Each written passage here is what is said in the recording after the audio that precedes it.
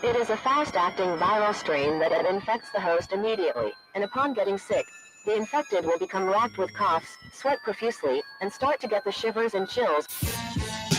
There he is, the legend. The man, the myth, the legend. Yeah. You can't literally run a promotion just for the AEW, what do they call them, sickos? Thank you very much, TikTok and AEW. See you tonight. Tony Khan started telling people there's no such thing as long-term booking anymore. It's week to week. The best guys, Tony Khan. Because we had just secured the bag. It's not like I tried to be a character. It was just sort of happened naturally. But it was never something I intended. It was just something that happened because the wrestlers asked me to do things in matches, and I do them.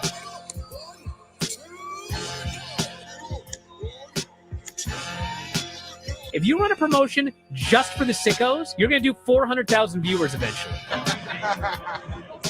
Mother effing melts. You know that Smackdown actually went over and everything? Yeah. You know, What's the point? the point of Smackdown. What are you getting at here? That the DVRs didn't pick it up. Did they not pick it up? Mine didn't. Let's get into everybody's favorite moment, and it is called Dave Meltzer's Dumb Moment of the Week. What would you like to listen to in your ears? I'd like to hear the flute. Well, if you'd like to flaunt your flute, then we can find you a flautist. Because we had just secured the bag. It doesn't help me. Okay, so complain, but I will complain. Let me have my misery. And when I heard that, I was like, what? Thank you, fuck you, bye, boom.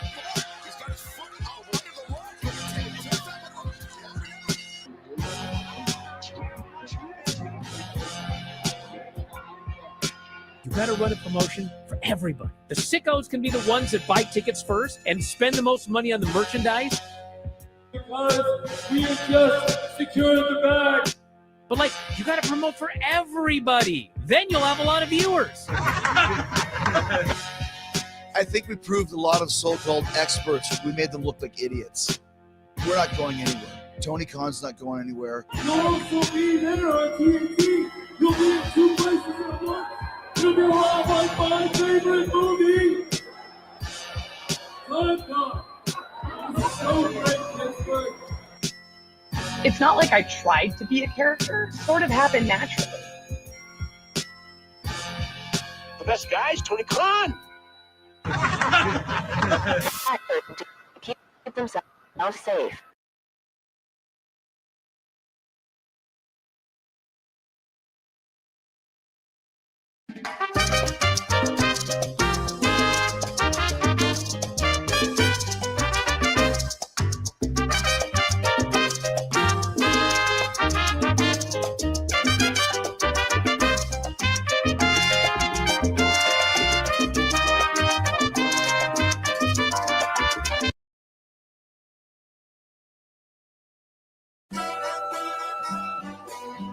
Can you give me a beat? Subliminal, lyrical, rap megastar, cynical. Here's Johnny Cornette, Lamar, Jungle Jack, son of a TV star. Who the fuck do you think you are? I'm hearing those jungle drums. Used to hang around with chimpanzees. What is his gimmick? He's a homeless bum, poo flinging, swinging in the trees. He's going to sit in one of those little kid seats. Jungle Jack wanted to use broken glass, real glass. The medical staff said, we don't think you ought to do that. This is where this fucking clown's head's at. Lil Jack got his panties in a bunch, so it was brought to CM Punk. He said, we don't do that on Saturday night. They're going to Wembley. He grabbed him by the goozle pipe. Real glass. You, dick lick. He did not punch a person. He choked one little nitwit. Curly-headed, entitled little prick. What you think he was going to do, dipshit? Ride me a river. Mine for wrestling of a slug in a sewer. You're not a TV star. You're tired. What the fuck? He looks like a minor.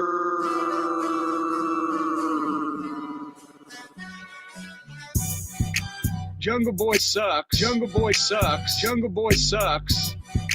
Jungle Boy sucks. Jungle Boy sucks. Jungle Boy sucks. Don't run your fucking yap. Don't fuck around and find out. Jungle Jack, what, you gonna do something about it? Yeah, apparently. Oh my God, he grabbed me. Tony ended up firing his biggest star. Punk should send Jack off a Christmas card. Look in my eyes, what do you see? CM Punk to the WWE. What's Jack Perry gonna fucking do?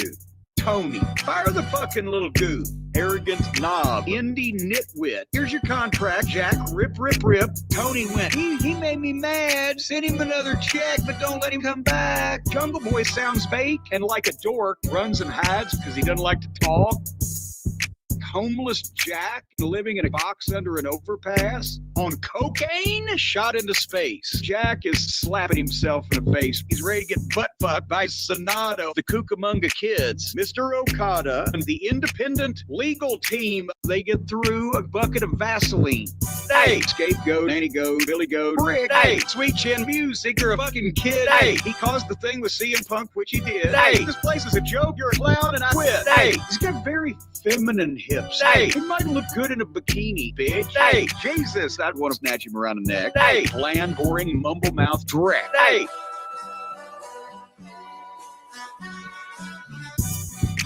Jungle Boy sucks. Jungle Boy sucks. Jungle Boy sucks.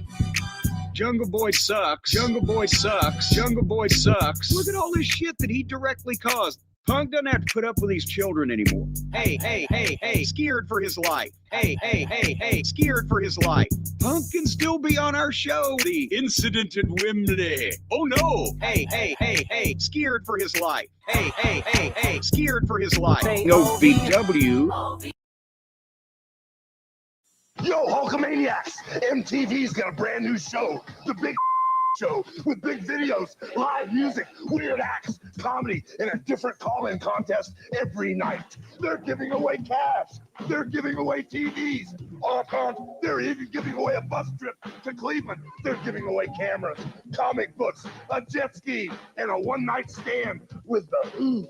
They're even giving away me, or at least a night with me, at a private screening of my new movie. And on the first night of the show, they're giving away this new Harley Davidson. It's the Big Show. Live contest. The largest arms in the world. Live winners every night. Premieres this Monday at 8 p.m. 7 Central. Only on MTV.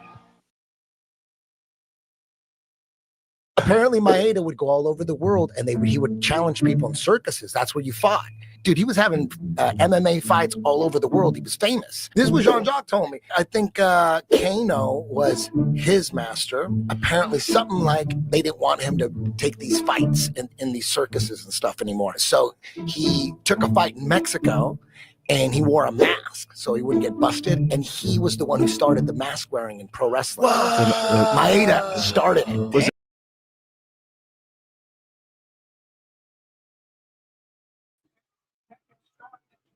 Ooh, what's happening, guys? Welcome to another eclectic edition of PWT Live Show. Yeah.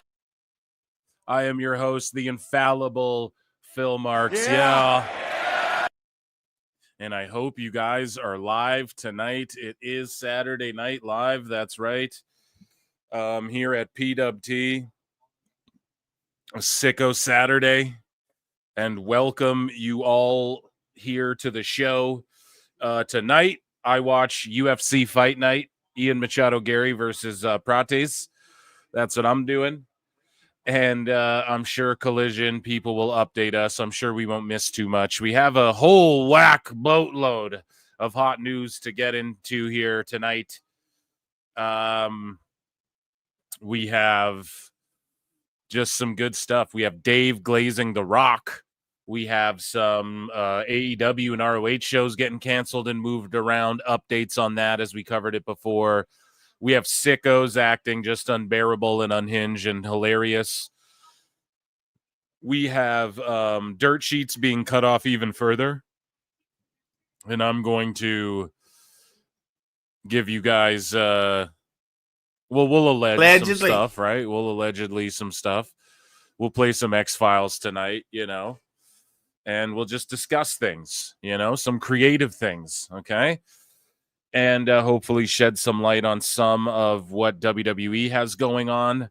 What else, man? We got lots. We got lots to cover, and we're going to get into it all. Guys, as you file in, make sure you hit the like. We try to get to 100 likes here on the live shows. over on the youtube.com/@ProWrestleClips channel. That's my main channel. We're almost at 6,500 subscribers. So thank you all so much for that. Let's try and run it up.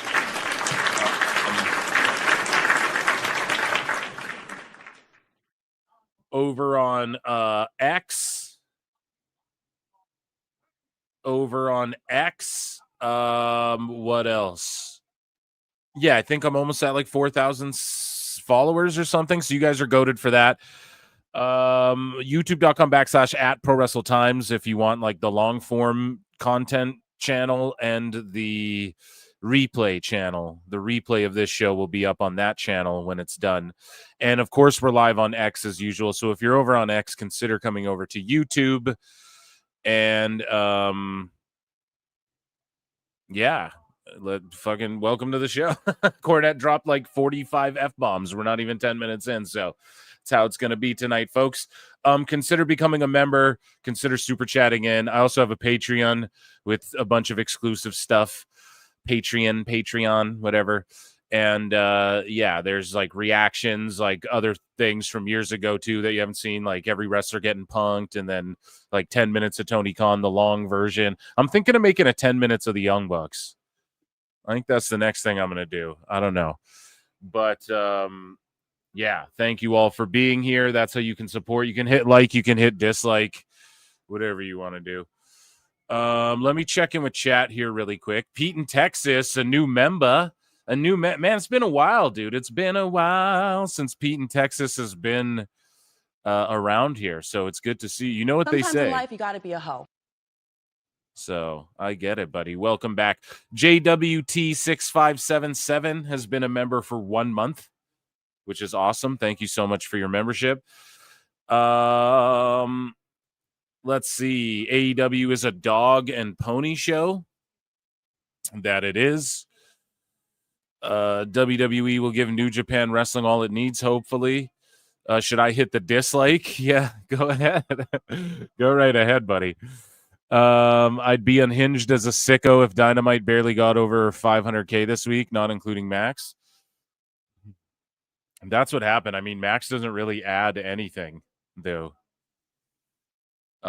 Yeah, we have some draft news as well, where I guess like the Jaguars fucked up in the draft or whatever. I don't know. I didn't pay. It's NHL playoffs, so I'm not paying as really close attention to American football right now, as it were. But yeah, you guys will react, and I'm sure pop to it, and or for it rather, and it ties into basically just Tony Khan and them being spread way too thin, as we talk about so often on this show.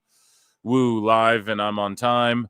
What a rough week. First the Pope and later Mongo. Yeah, we'll talk about Mongo. Jags did good in draft. Okay. I don't know. There's just people tweeting stuff out about it, and you guys can give me the context. We're gonna learn together. Because yeah, I don't know. I've just been paying attention to hockey. We got some Canadian teams in there, and my Oilers are doing work, so fighting from behind early on, which isn't good, but okay, lots of good drafts. Good. Okay, well, let's get into stuff, shall we? There's almost 200 people. Should I just wait for 200 people to get in here and just bibble babble for a couple minutes with chat? There we go. 200 are in here. So and it's growing and growing. Didn't take too much time. Round of applause for the PWT Universe. Okay, let's go. What up from California? Knows how to party. California knows how to party. So, speaking of a party, and I'm not doing this to try and be cute. This is just what we do for miscellaneous news. Ladies and gentlemen, I'm afraid I've got some bad news. And bad news indeed. Steve McMichael, Mongo, no longer with us. R.I.P. Sting tweeted out, grateful for my last few conversations with Mongo about his life, or this life and the life to come. WWE tweeted out that they are saddened to learn that Steve Mongo McMichael has passed away.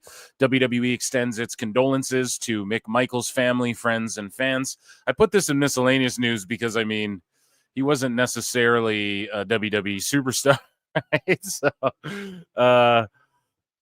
yeah, but more known for the WCW side of things. So I guess WWE owns that, but I didn't really know where to put it. But yeah, R.I.P. Mongo.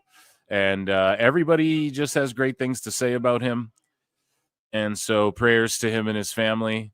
You know, what's weird is that I thought he passed away a while ago. So I'm not saying it's like Mandela effect, the helicopters, the drones, they're watching New Jersey. No, I'm not saying that, but it's just weird when, you know, I thought he had passed for some reason. I'm not sure why. So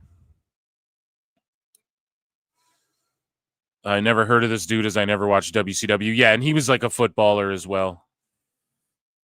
Played pro football, so and he was really great at that. So first night of AJ Francis teaching class at Reality of Wrestling. So there you go, Top Dollar teaching classes at ROW there. And I know some people, I think they crowned their, I think they have a thing called like Reality of Wrestling Gold or some Pure or something. I don't know. I'm just conflating. I've watched so much goddamn wrestling and martial arts over the last couple weeks. It's all bleeding together now. But whatever that new show is, they crowned a new champ, or they're crowning one right away. Or maybe it's in bookmarks. I can't remember. But speaking of bookmarks, we have the Good Brothers. So we covered this here on the show. They are there in Maple Leaf Pro, Northern Rising, on May 10th. They will be there on the verge of opening up, and one of the tag teams has entered the picture to announce their impending dominance. The Good Brothers have won tag team gold in New Japan, WWE, and TNA. So, yeah, I called this one. I mean, they just have good ties with Scott D'Amore, and they're going to do good work there. And people are like, oh, I'm surprised they're not in AEW yet. Well, they don't need to be, and they're definitely launching. Like MLW, I think might end up being like a weekly show or a weekly thing, or maybe not weekly, maybe bi-weekly, maybe monthly. Who knows? Scott D'Amore's definitely can be innovative when he needs to be, to say the least. And so I don't know what the plan is, but as they stated here, the tag team division in Maple Leaf Pro is on the verge of opening up. So let's get some legends in. Let's establish some guys. Someone fights for the belts. You know, he's doing it the right way here. It's not just like, here's trios titles and a tournament. Here's the women's ROH Pure title and a tournament. Here's, you know, they're going to establish like this is a legendary team, whatever, you know, for the history books if they're your first champs and then they make another team or they lose in the finals or they earn a number one contendership before the division officially opens up or whatever. But yeah, shout out Maple Leaf Pro. I'm all about it. And again, they work closely with AEW. Like no one knows this shit. No one knows this shit. I'm talking about it forever. It's going to be a huge story. You guys are going to see where fucking 6 months, everyone's going to be like, well, Maple Leaf Pro has actually had a deal with AEW. There's all... No one's talking about it, but yeah, they have a fucking deal where you will see the Good Brothers float over possibly for sure, like for a big ROH show where they need a team if they're not busy. I don't think Tony Khan is like overly keen on. No, I don't even want to say that. Because I don't know, right? I don't know Tony Khan or how he feels, right? I'd have to ask him, but just something about the way they were booked last time they were there tells me, these are the pieces I pick up on, they were booked similarly to other people that Tony Khan just sort of like backburnered and didn't really, if you kind of notice now, provided they were in like a 12-man group, right? But they were just really, I think he looked at them as more of TNA guys. And at the time, they were more of TNA guys and they were Scott D'Amore guys. And that's why they're in Maple Leaf Pro before they show up in AEW. Not to say they won't ever show up there again or in Ring of Honor or whatever. But I'm just pointing out, hey, they're more D'Amore guys. They'll go to Japan. They'll do their thing. You know, Anderson was taking shots at The Rock. I always thought Anderson and Gallows were like Triple H guys too. So maybe there's something to that. Brian Last pointed out that Triple H didn't even thank The Rock in his acceptance speech. He thanked everybody who's like ever wrestled ever in WWE during his speech. But anyways, I'm spending a lot of time on this. I like the Good Brothers. Shelton Benjamin was asked by Maven. So shout out Maven Huffman. Go subscribe to him. Shout out the Hurt Syndicate and Shelton Benjamin. And he got asked about taking the greatest Sweet Chin music ever. And he has such a cold answer where he's like, you know, he goes, Michael Hayes is like, can you get to him across the ring? And Benjamin's response, like, I can get to where you need me to get to, which is just, he's such a freak athlete. And this, again, I just remember watching this when it happened and just one of those moments you're screaming at your TV, even as a kid. Let's take a watch here. This was in Boston. At the time, it was called the Fleet Center. Fleet Center. I'm young. I'm only about 5 years in at this point, and I'm having a match with arguably the greatest performer of all time. I'm listening to Sean. Sean, like, we put this match together, but this is me under Sean's learning tree. Whose idea was this? Was it yours? Was it Sean's? And how did you know that you could pull this off? The idea was Michael Hayes. Michael Hayes basically was like, Shelton, you think you could springboard across the ring to Sean? And I was like, yeah. He's like, well, how far can you get? I'm like, well, how far do you need me? A lot of things that I could do naturally, I didn't see as special because I just assumed this is just what we do. Nowhere to go, and you're up there. Look at this jump. And oh my God. You can't even see you take the bump even in slow motion. Everything happened in a split second, but for me, it was like I had, in my head, my perception was I had 5 minutes to figure out how to get my feet under me.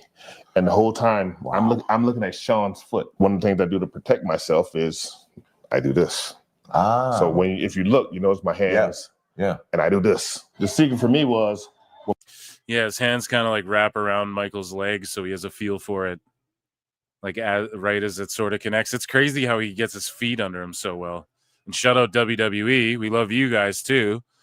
Don't snipe me. No Tiffy versus Charlotte. When my hands felt Sean's foot, that's when I started bumping. That's when you took that. That's when I snapped my head. Gotcha. Because my hands come here in front of me. Gotcha. Yeah, so he's breaking it down. Break it down. Amazing stuff. Okay, so TJP. So what the fuck was his name in TNA for some reason? TJP, right? It wasn't that it? TJ Perkins, though, nonetheless. He had a bunch to say on Reddit about Jeff Cobb and about what is their team called? The United Empire, and a bunch of backstage information about them. And then he became like the de facto leader because people are leaving. And so he's shooting for real. And then I guess they put tag straps on this team anyways when everyone was like, oh, they're just going to bury this team now. And, Manic, thank you. So you guys, your chat is goated. Thank you, because I was about to say, the other name, but I was like, I don't want to say it on YouTube. So Mega TJP says, here's where the problem is. The company made me the leader because the other member turned it down. I didn't ask for it. I didn't, because all of them were asked before me and didn't feel up to doing it, including Cobb. After it fell to me, I asked them all again myself if they'd rather do it out of respect. They all declined. Cobb specifically saying he didn't want to be in the group anyway. Head of booking even sat the UE members down and told us exactly that they're putting me in that position. It was very clear. Man, how fucked is New Japan right now? And after Tony gutted like so many people that were there, like Okada's not there anymore. Now, provided like that's Okada's decision. Again, I'm not knocking anybody for going, right? I'm just saying that's a dude who's, I'm sure, somewhat of a leader there, And then the old, like, Tanahashi takes over, and then you have people jumping off ship, and I don't know. This is just been such a mess the last few years. It was very clear, not self-appointed. Cobb is a longtime friend, so I offered to do what I can to make it something he enjoys because he was at the time disgruntled about a lot of things and not being clear why. He began creating a storyline that didn't exist about a question of leadership. That's why most of us never acknowledged it, because there was no booking plans to pay it off, so we would look foolish. He would also drift behind on entrances and try to appear as if in the leader spot. But when confronting him, he would put on a good face and say he's just doing whatever and just kidding around. Eventually, myself and Ospreay had to suggest a short story. Damn, so maybe Cobb going into business for himself a little bit, if we're to just believe all of this at face value. You know, we can't necessarily do that. But, yeah, it's weird that he would deny, I don't want to be the leader, but then they're getting the vibes like, why are you acting like the leader, bro? You trying to act like the leader? I thought you said you didn't want. That's funny. So, let me see. Me and Ospreay, bruv, had a short story that was never meant to happen, where we have a gauntlet with J5G, with me beating Taichi, so to solidify that and leading the group, and we all come together in that moment. All because the sabotaging was becoming a commentary point. They don't get notes from the office the same way WWE AEW does, and the fans were starting. Sorry, he has a bunch of typos, and I don't blame him. This is like a huge post to get confused. We did it, and it worked, but he kept on playing into his own made-up angle, so we just ignored him at that point. But the perception was causing the group to be devalued in booking, and merch was taken from merch was tanking from a previously high position even after Will had left. Most of the group is on per-date agreements, so if booking diminishes, it's crazy he's saying all this. We make significantly less money. True. Cobb is the only one on guaranteed money. Damn. Whether he works or not, he also began having little locker room spats or criticism. So, guys, we're talking about this. I know some people are like, Phil, why are we talking about fucking Nuge, right? Well, Cobb is coming into WWE, so if you're an E-Drone or you're an AEW mark who wants to hate on the Fed, then here's some ammo, you know? He also began having a little locker room spats or criticism with other group members, even when I wasn't there. Left the group chat we have to collaborate together on gear and merch and just to hang out when traveling, and also created an issue with management where they questioned the group members if they got along with me. They all confirmed they did, and it was easy to see where it came from because Cobb was the only one they didn't ask. Just a lot of passive-aggressive but detrimental behavior from whatever he was going through and not being upfront about. I even offered to him to lean into his rogue story if he felt like it would be interesting, even though it makes me look stupid. But that's my job in the locker room in general, to make things work.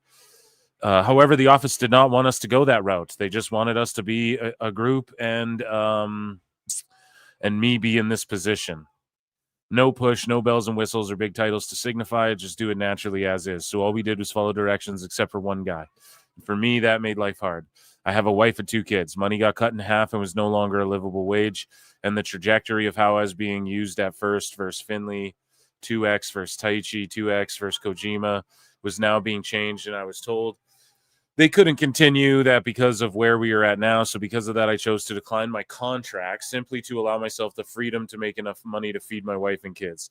You don't understand the position of being on the phone with a distraught significant other at 4 a.m. in the dark in a Japanese hotel room because they're raising 2 kids on their own while you're shipped overseas to work for a month to make ends meet, and then find out you're about to have tours taken off the schedule because of peers sabotaging and how you won't be able to make ends meet after all. The worst feeling in the world is pouring your last cup of milk into 2 baby bottles and having to fill the empty spaces with water just to make sure they have something before borrowing money the next day. Damn, dude, I'm sorry he's going through this shit.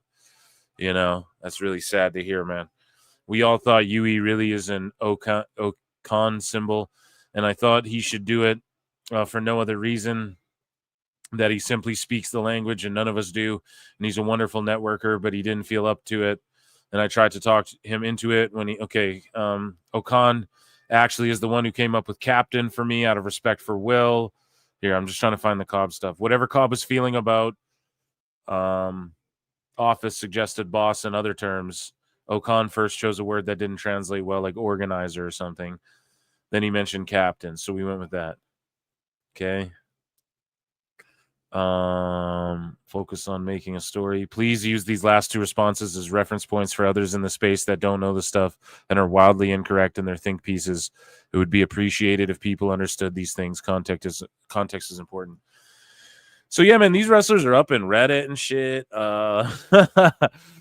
Yeah, he just pretty much buried Cobb there, and he did say he's my friend, but at the same time, this guy fucked around. Now, a 42-year-old coming into WWE, allegedly. Do they want a guy like that rocking the boat? Or do they care what TJP's saying? I would love to hear another side of this. TJP was in WWE for a while, remember? And so they put a lot of stock on him. So, you know, for what the cruiserweight division was at the time and stuff.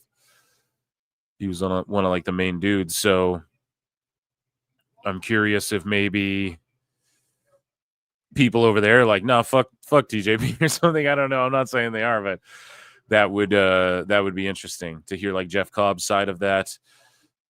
And yeah, him saying like, oh, he slagged you all tell me. I always thought when I looked at United Empire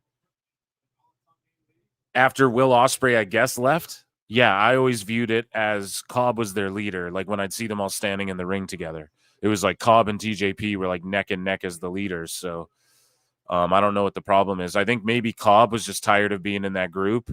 And I think he knew like, okay, AEW and WWE both want me. So why am I going to play fiddle or leader or, you know, why would I put anybody over? I should be pushed on my own type shit. Maybe he believes he deserved more opportunities and stuff in New Japan and didn't get them. And now he's like, well, fuck it. Who knows?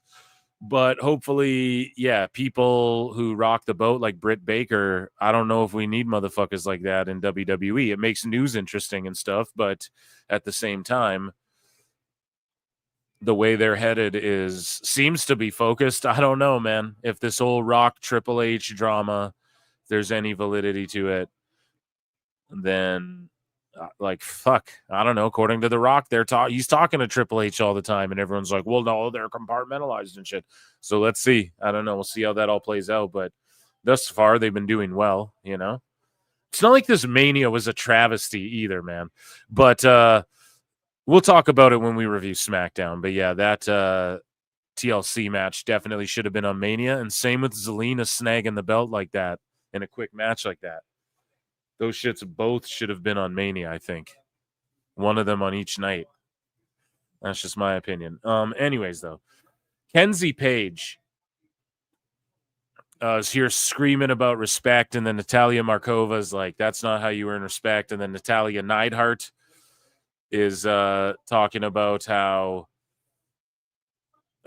Kenzie Page is talking about how Natalia and her got into it at GCW Bloodsport. Natty gets attacked in her own gym, I believe, by Kenzie. Or she just cuts a freak-out promo with her Starbucks in her car. I can't remember. We might have multiple videos, but I think Kenzie Page rolled up at Natty's dojo there and fucking whooped her. You really thinks I wasted my time. She thinks I wasted my time going to Las Vegas. I put my career on the line to go out to one of the biggest events of all of WrestleMania weekend to attack the biggest star. I didn't waste my time, and I'm not wasting my time. I demand respect. I deserve respect. And you won't even acknowledge me, Natty. You won't even acknowledge me. So if you won't give me respect, then I'm going to get it. And I'm going to get it right now. Oh, yeah, she's outside the building.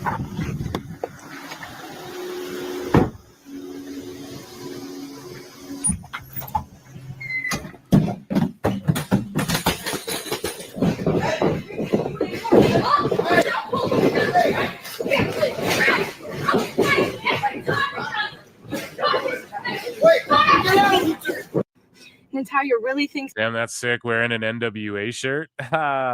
Just runs up in her gym. Yeah, so here's like security camera footage that got released too. Natty released. It's obviously a work, but like, look at this shit.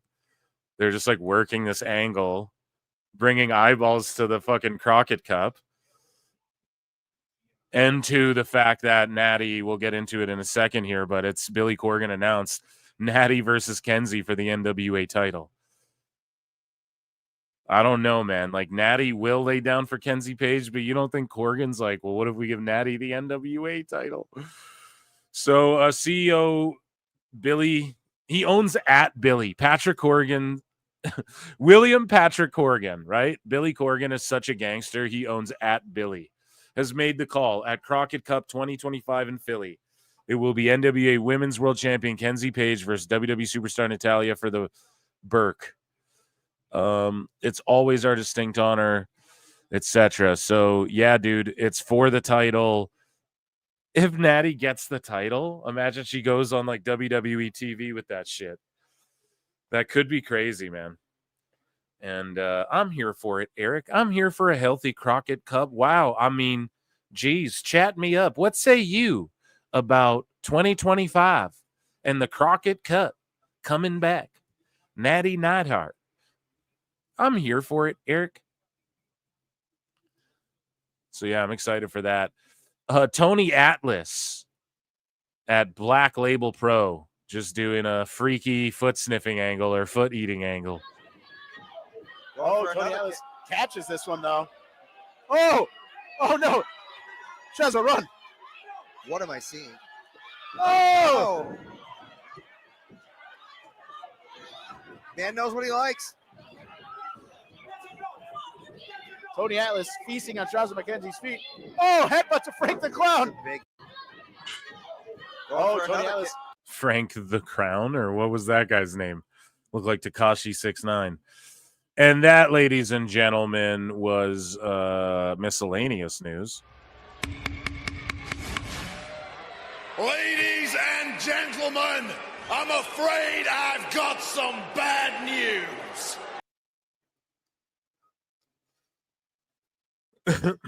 Pardon me. So let's check in with chat. Adam D's been a member for 3 months. Thank you all so much for your membership. Poor Frank the Clown. Phil's Mercedes Monet gets me every time. Quite the good impressionist. I've always been a goddamn good impressionist. No, not everything is a shoot, but everything is a work. Even when it's a shoot, it's also a work. Don't work the shoot work, brother. I was the only one that didn't do that. Everything can't be a WrestleMania card. Yeah, I know. I'm the biggest advocate for like everything can't be on Mania, but if I'm just saying, if you added those 2 matches, I think it would have enhanced Mania, both of them. No, a quick Zelina, like that same sort of thing where Secret Hervis get ejected and then the roll up, and then you're like, whoa, that's like a freak title win. It's like when Zack Ryder won the ladder match out of nowhere or whatever, right? And then that TLC just cooked. But no, I'm glad that the after shows, like that SmackDown was awesome. You know, I'm glad that the after Mania is important for SmackDown as much as it is. And everybody was shitting on the Vegas crowd, but it's like, man, they've been in Vegas for like 14 shows in a row. You know, that's why everybody's tired and shit. They go to Texas, everybody's turned up. But yeah, here we go. So let's go over to TNA news. We got some hilarity here in TNA news.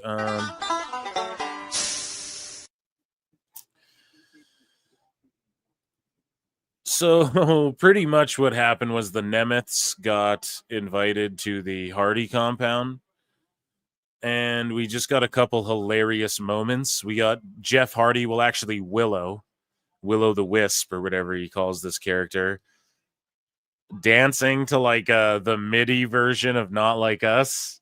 And this is in the middle of this silly...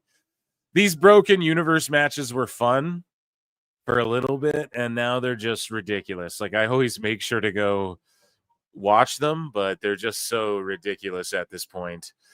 And I'm glad the Hardys are shaking this off before they inevitably get their Hall of Fame induction and, you know, do one last run or whatever they're trying to do before they retire. I don't know why anyone would go to their fucking compound anymore. So here's another little spot. Ryan Nemeth gets a makeover from Gothic Baby and gets roasted. Like an actor guy, he'd be better at acting, huh? Isn't that his whole thing? He's like an actor guy. That Simple Plan, a Canadian band. The Anthem execs pulled some strings. Oh my god. Now it's just two. They weren't even that emo, but they're like Canadian and the closest thing to Good Charlotte that they that Canada had around that time. He's come up with this shit, but it's kind of funny. Trey Miguel is bringing Sean Waltman back to TNA to help them deal with the system. Break it down, gang, gang, gang. And that, ladies and gentlemen, was the TNA news. Let's run a motherfucking banjo. Heyo. Okay, so we will get into some sicko action here next, I think, right? And then we'll circle into some news. I'll review SmackDown and these sorts of things. But first, let me check in with chat as we do. Arthur Jennings for 10 says, love the show, Phil. Can you please explain Dave LaGreca? What the fuck? JD from NY is what he is, but this guy is what he is, but this guy over here. First he was over there with Cody Rhodes. Now he's over here now. Yeah, David LaGreca, I can't really explain him. Like, he's doing the work shoot. He's just being funny for his show. He's just being popping and going nuts for shit because it gets clicks and stuff with this, which is totally fine. But yeah, he was all about the, well, I guess maybe it's the same energy. He was a Cody crybaby, right? He had the pink robes and all of that going on. And then this year he's just freaking out again because he's outraged that Cody lost the belt or whatever. I don't know. It's just he's putting on a show, and it's an entertaining one, and Busted Open is people's like favorite show. So shout them out. But yeah, he's just doing the damn thing, man. He's working the gimmick, and he knows those clips will get clicks, and it's, you want a big reaction to the big headline, which was Cena versus Rock. And I'm not saying he doesn't have like real emotion towards this shit, right? But yeah, it was just, I can't remember. We listened to it on the show, and I kind of broke down like where he was being hypocritical. Like, he was saying one thing in one breath, and then the next saying the complete opposite thing, you know? Or I was like, that's not even, I'd have to listen to it again. But yeah, or go back like a show or two, and I reacted to it, right?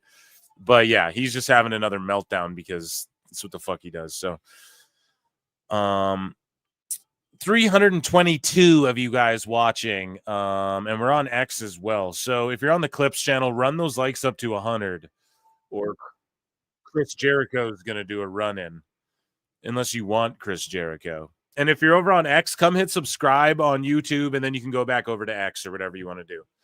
The link's right over there. Was the roast thing really that bad? I listened to the whole thing, and it was pretty funny. Maybe we'll talk about it in a bit, but it was pretty funny, actually. But the only thing I would say is, like, it's really deep cuts. So if you're like, it's for wrestling fans for sure. And wrestlers react funny to getting roasted. The crowd was super into it, and the panel was trying not to laugh, but everybody was good sports about it. But it's just a matter of, you know, the crowd starts trying to do like OTC chants and stuff like that, and you have comedians like doing their thing, which is fine. So it's like a mix of wrestling. Because here's the thing, dude. With stand-up comedy, it's like the crowd is not part of the show unless they're like, I'm doing crowd work, or unless the comedian introduces it into the conversation, you know? Whereas pro wrestling, like, the crowd are a part of the show, you know? Like, they're a whole part of it. So it's sort of two different things. So you see it blended, and it just, or you hear it blended together, and it was a little weird at times where they would like start trying to get chants going, or like, you know, Heyman just came out and cut a heel fucking promo, just roasting everybody. You know, this is the shit he would say in his character, just if he was allowed to swear and stuff. So, and that's cool. But the comedians were funny, but have ranked in terms of like all-time roasts. Like, let's just put the WrestleMania roast in there with all the roasts ever, which I've seen more than once. Literally all of them back back in the old days. Okay. I'm talking like the old fucking Richard Pryor roasts and shit, you know? I'm ahead like that. It's like not even up there, you know? It's maybe, I mean, those old ones too. I get why if you compare it to like when Lisa Lampanelli was in her prime roasting Pamela Anderson or whatever, like, okay, the old like Hugh Hefner roast, like the old, I think he got roasted a couple times, but the old like Friars Club roasts, I get like if some people don't rank those ones up there, but just because of like the level of icons that were a part of those and I don't know if you're like a fan of comedy, it's just, to me, I rank those high. But yeah, the WrestleMania roast like wasn't one of the best roasts of all time. I'll say that much. But it was really good. And Nia Jax crushed. She was super funny. Sami Zayn was so funny. His set was so good. Who else? I can't really remember.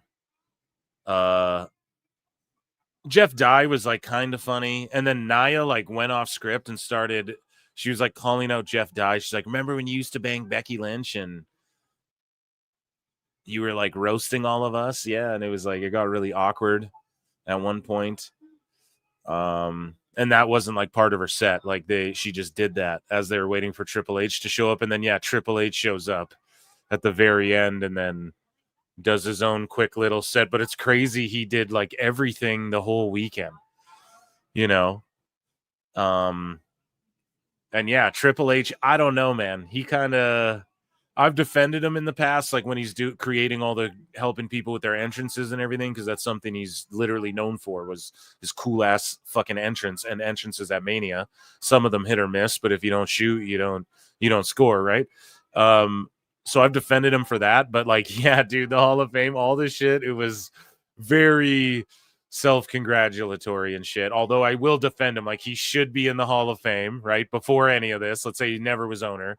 He should have been in the Hall of Fame. And, but yeah, just all of this shit. He shows up at the roast too. It's like, come on, man. Just at the tail end to be like, yeah, fuck you all. We're out of here. And it's like, damn, dude. You're like Tony Khan, bro. Do you guys ever sleep? But yeah, I don't know. That's my analysis of the roast. Maybe we have more of it in here. I don't know. I heard Sean Ross Sapp like put a fucking copy of it in his Discord or something behind a paywall. I definitely downloaded it. Or maybe I shouldn't say that. I did in my brain. I downloaded it with my memory, right? But I definitely got it before it was pulled from everywhere in my memory. The Flavor Flav roast, so good. There's such good ones, man. We could go. The other day, I just, with my wife, she never saw like the Bieber one. And I was like, oh, you never saw that? Let's throw it on. So we threw on the Bieber one. That's a great one. I heard the comedians were not as funny as the wrestlers. No, I think they were funny, man. David Lucas, he gets a lot of hate online. And again, because of, he's one of these guys who's like, oh, I'm uncancelable. I can't be canceled. And then he like got in trouble for making a joke. And then he's like apologizing to everyone. And it's like, okay, but just take that out of it. So people in 2025, what they like to do, because we all have social media and shit, people are fucking dumb and they can't just like enjoy. And I'm not saying you, I'm just saying that like in general, like people can't like, listen, I'm not saying if someone does heinous crimes, like disassociate that with the person, right? But it's like, just if you listen to his jokes, he was pretty funny roasting, right? Like, and Nia Jax was a great sport about him roasting her, and like his jokes were fucking funny. And then she flipped, like everyone was trying to get offended about Nia Jax. David Lucas made a joke that he was like, he's like, Nia Jax's favorite position is the 3-point stance or whatever. He's like, her safety words are hut, like down, set, hut, or whatever. And people were getting triggered online, like, oh, you taught whatever. But then Nia came back and he was calling her Nia Jax. And then when Nia went up for her set, she flipped it on him. She's like, hey, David, it's Nia, not Nia. And you sure were saying it right when you were trying to fuck me in the 3-point stance or whatever. When you were trying to fuck me from behind in the 3-point stance. And it was like, oh, the crowd popped. Like she flipped it on them. Everyone was like, people are just pussies these days. I'm sorry. If you get triggered because someone makes a joke and it happens to be about race, you're a pussy. or about, oh my God, he made a joke about women, you're a pussy. You know what I mean? Like, I'm sorry. It's just that simple. You got to be allowed to say jokes. Okay. Especially when it's friends. Like, Sammy was genius. Sammy's set was, he didn't say anything. He wrote the set. And then, but he wrote the jokes out, and then he had Tony Hinchcliffe like read the shit for him, right? So the heat almost doesn't go on him, but he was brilliant, and yeah, he was really good, man. You got to hear Sammy's set. He's really good at that comedy shit, by all accounts. I've never been to one of the shows, but next time he's doing one in Canada, I'm definitely gonna make it a point to try and see it, because yeah, he's crushing it. But who else? Nia I thought was awesome. Heyman, he did okay. He was just like cutting a heel promo though, and like he would probably say that shit on TV if you let him, you know. And he was just like telling Tony Hinchcliffe that he's a dick, like he just rides on Rogan's coattails and shit, which is just hilarious. And then Hinchcliffe was funny, like he's really good at just, it's almost like formulaic, you know, where he can just like hit the beats of making an offensive joke towards just roasting someone, you know. So whatever it is, he's really good at that. And then who else? Jeff Dye was on there, but he's like on that Freddie Prinze Wrestling with Friends or Wrestling with Freddie, and he's good friends with him, and he dated Becky Lynch and shit. So I think that's why. I don't know if he's like really good. I think he's just like a wrestling fan, so that's why he's on that roast. And he was like pretty funny, but he didn't go too savage. Like he just kind of did jokes, like more standard jokes, and roasted like wrestling fans and shit. So I don't know, man. The people taking these jokes and then tweeting them out as if they're literal statements and being like, oh, they said this and then made a joke about this. And it's like, yeah, it's called being fucking funny. Go turn on the Chappelle Show. These are the same people who try and applaud South Park. South Park's just brilliant. South Park's the most brilliant show. These are the same people who applaud shows like this. It's like, yeah, how they're just trying to make it like something it isn't, you know, into something political when it's not, because they have no lives and it's just people on Twitter. No one in reality cares. Everybody just fucking had fun and laughed at it. So yeah, I spent a shitload of time on that. And yeah, oh yeah, let's compare it to wrestling roasts now. Probably the best wrestling roast, maybe that one or the Ric Flair one, of all the wrestling roasts that I've heard. Okay, so out of all the roasts in history, stack them up, not even close to like, you know, any of the Comedy Central ones, or, you know, not even close. Stacked up to other wrestling roasts, probably the best one as far as just like the format, not going too long. Because even the Ric Flair one, it had some really good moments, but fuck, did it drag on for a long time. The Cornette roast as well. Like you have people bombing. Like nobody bombed at the WrestleMania roast.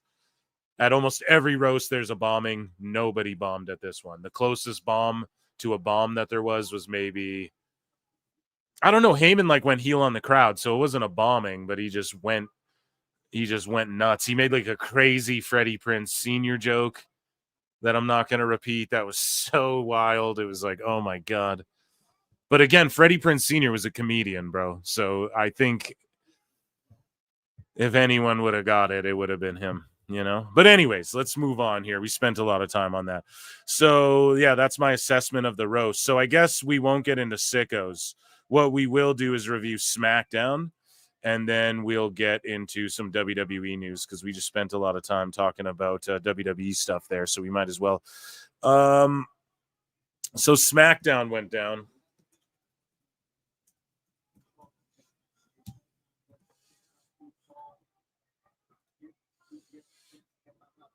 Okay, so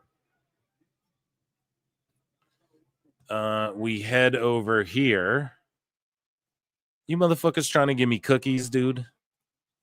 We're not accepting any of that shit. Okay, so we head over to Bleacher Report. Sorry about that. So here is SmackDown. We're going to talk about it. We're going to talk about it.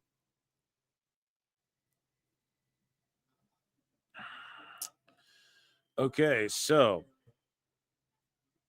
John Cena kicked off the show as he does. He came out. Randy Orton came out. Huge ovation for both. They cooked. It was like a 20, 30-minute fucking back and forth promo battle. Cena, again, eats the RKO. So he's just going full-blown.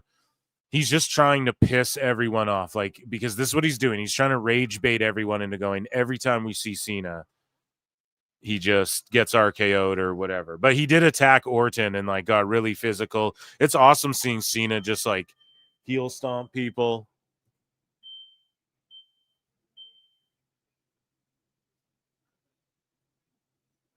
Okay, fire alarm went off. I think everything's okay. Sorry about that, guys. So yeah, it was a great opening segment. I just thought it was fucking phenomenal.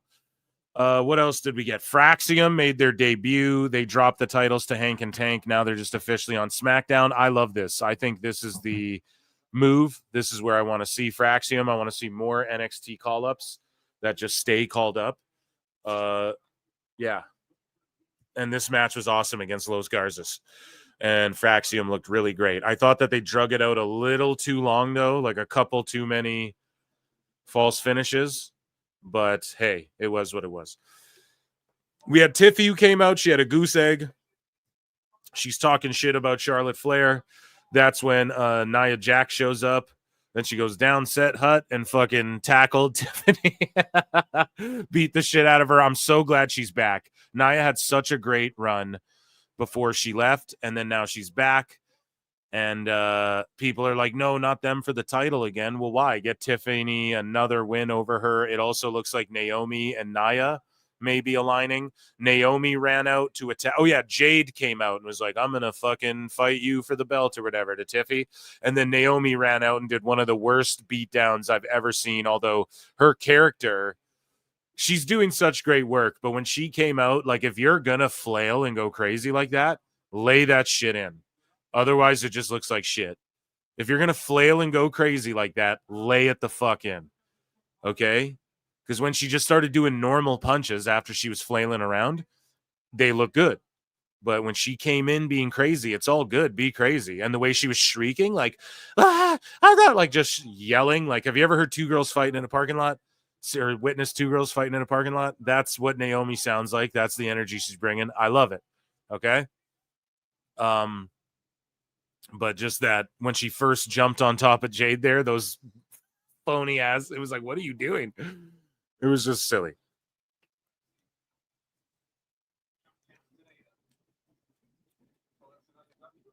I hope Nia and Naomi align. Sorry, soda water. I hope Nia and Naomi align. Again, I've been talking about that female bloodline shit for a long time. So I hope that happens. Blood is thicker than water, but gold is thicker than blood. Okay, this guy with a sick title for this segment. Basically what happened was Jacob comes out with Solo. Solo's talking all this shit. Like, oh, he did this because of me. Solo's wearing like a Raiders jersey. He grabs the mic. He's like, dude, I did this on my own. Yarmeen. Like, pretty much is what he, that's what he hit him with. That was the gist of the promo. No, he cooks on the mic, though. Crowd's getting behind him. And then that's it when it's like LA Knight comes out. And then who else came out? I think Drew McIntyre came out, right? Yes. And then Nick Aldis came out and was like, yo, McIntyre and Knight, winner gets a U.S. title shot. We'll have the match later tonight. And, yeah, I like that. And I would love Drew to be in that U.S. title picture. I would love for this title to feel more serious and not be like Carmelo Hayes and Andrade and shit competing for it. No offense. I like that this is like another United States heavyweight division. It feels like looking at these four fellas, and I'm here for it, Eric. And so Chelsea Green versus Zelina Vega. Vega gets the roll-up win after Niven and Fire are ejected from ringside. Zelina gets... I think this is a huge mistake, personally. I think you cut Chelsea's reign too short. Husey messaged me. He's like, does she have heat or something? I don't think it's that. Excuse me. I think that Zelina and Malachi are on SmackDown together there. I wouldn't be shocked if the Secret Service get moved over to Raw during the draft, and maybe Chelsea goes after the IC belt or something like that. I'm not sure, but even maybe the women's world title, because people care about her, man. They're, she has heat with the fans, and like she's over with the fans and shit. But they continued this thing of like Zelina's 3-0 against Chelsea. And I'm down with that, but Zelina just gets no pop. Her character is just bland. I just go on the ropes and sit there and smile. She has different gear every single week. She has different hair, it seems like, every single week. Her music sucks. She's bland. Her moves are just like, again, this isn't a Barry Zelina fest, right? Again, she played AJ Lee in that movie about Paige that The Rock made. So I'm not going to sit here and be like, WWE should get rid of her. Hell no. I always liked her better when she was a manager and just managing Andrade and shit. And when she's managing LWO, that's the position I like her in, because she has like good facials and stuff like that, and she's good at like cheerleading and stuff, like getting behind her guy or being serious like with Andrade and stuff. However, just Stephanie Vaquer clears her, Sol Ruca clears her, Jordan Grace clears her. Like there's so many girls even in NXT Julia clears her. Like so many people are better than her in ring and just all around and at giving off like what the kids call aura these days. Okay. And so this feels very forced. Like, are they doing this to keep her and Malachi happy? And now like, I don't know. I really don't know. And it felt very Tony Khan-ish to be like, Malachi debuts and his wife wins the U.S. title tonight. I don't know. I think it would have hit more if it was at Mania. Then when you had Zelina come out on SmackDown, there'd be maybe a bit of a pop. Like the internet would go a buzz. I can't believe that. There'd be haters, people rallying behind her. Then you see her the next time, big pop. Because when her music hits, it just sounds like the SmackDown theme. It literally just sounds like they're playing the SmackDown theme. No one's going to pop for that. So I don't know, man. She's got to figure it out. She's got to get her look and just stick to her look. Her moves are like knockoff Mercedes Moné, which is like so harsh of me to say. I know, but I'm sorry. I know there's a lot of Zelina stans out there. Every diva, every woman in this women diva era hybrid, where they're not just really good women wrestlers, but they're also like Chelsea Green embraces the diva. They all do. Look at the way they dress and stuff. They're all accepting that diva aspect of it too, and they should. So in this like women's diva era, yeah, I guess I don't know if she cuts the mustard. She's more of a diva. Zelina is, you know what I'm saying? She leans more into that category. Be a manager. I don't know. That's just me. They're saying Kathy Kelly's training to be a manager. Hey, sometimes that's where you fit, Either way, moving along. This, and I'm not doing this to bury Zelina. Okay, I'm not doing this. I do like her. But yeah, I just think it's very like knockoff Monet-ish with the in-ring movements and shit. I don't know. The return of Aleister Black. So the Miz comes out. He presents Carmelo Hayes with an Andre the Giant big head chain, gold chain. And it's hilarious. He wears it. They're wearing all white. And right when I saw that, I was like, oh yeah, Malachi's going to come back and like beat the shit out of these guys. But only Miz went out to the ring. He starts cutting another one of his great promos. Lights go out. Malachi comes back. He sits up in the chair. It's the old entrance, the old music as well. And there could never be a footway. Boy. That's I don't know the words, but I will learn them. It could never be evil. Whatever the fuck they're saying. I love that shit. That theme hit, and I was like, yes. I'm not gonna lie, his gear in AEW, like what he do with the paint and those like Muay Thai shorts and shit, I like that. Right? I like that a little better, but he's just looking like he did. Back like he never left. And then Malachi Black is like his I don't know, that's like his AEW I was corrupted and possessed persona, and maybe that's some of the story he's telling. I don't know. But I would love to see Aleister Black. I guess it's Aleister now again. I would like to see him and Cross and Scarlett in a fucking faction, and Cross and I know some people might be like, no, push Cross as a singles guy, and I fully agree with that. But they would make an awesome team, like just the look of them, of those three together. And I don't know, man. I think that would be awesome too. So you don't got to do it now, or even them feuding each other might be cool. But they just seem more like allies than anything else, you know?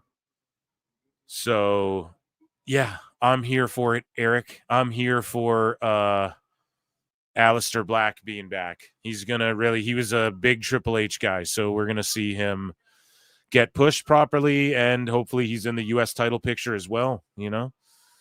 LA Knight takes on Drew McIntyre. Yeah, it's a no contest. So when I first saw the four men standing in the ring, I was like with Jacob and shit.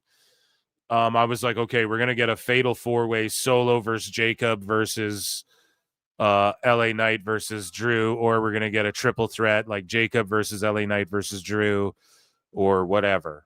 And inevitably, we're gonna get to Jacob and Solo throwdown for that thing. But as of now, it appears, well, it was a no contest, so it appears that way, right? And what happened? Bianca Belair is injured. She'll be out of action for a while. And then we had this TLC match, and hopefully I didn't miss anything, but we had this TLC match where, man, they just crushed it, and it went on a long time, and they were like, no commercials, ad-free, which I thought was just a chef's kiss touch. And it went on really long, but in a good way, to where they really got the point home, like any of these guys could pull this thing off. Like there was a few times where you thought someone was going to win it and they didn't.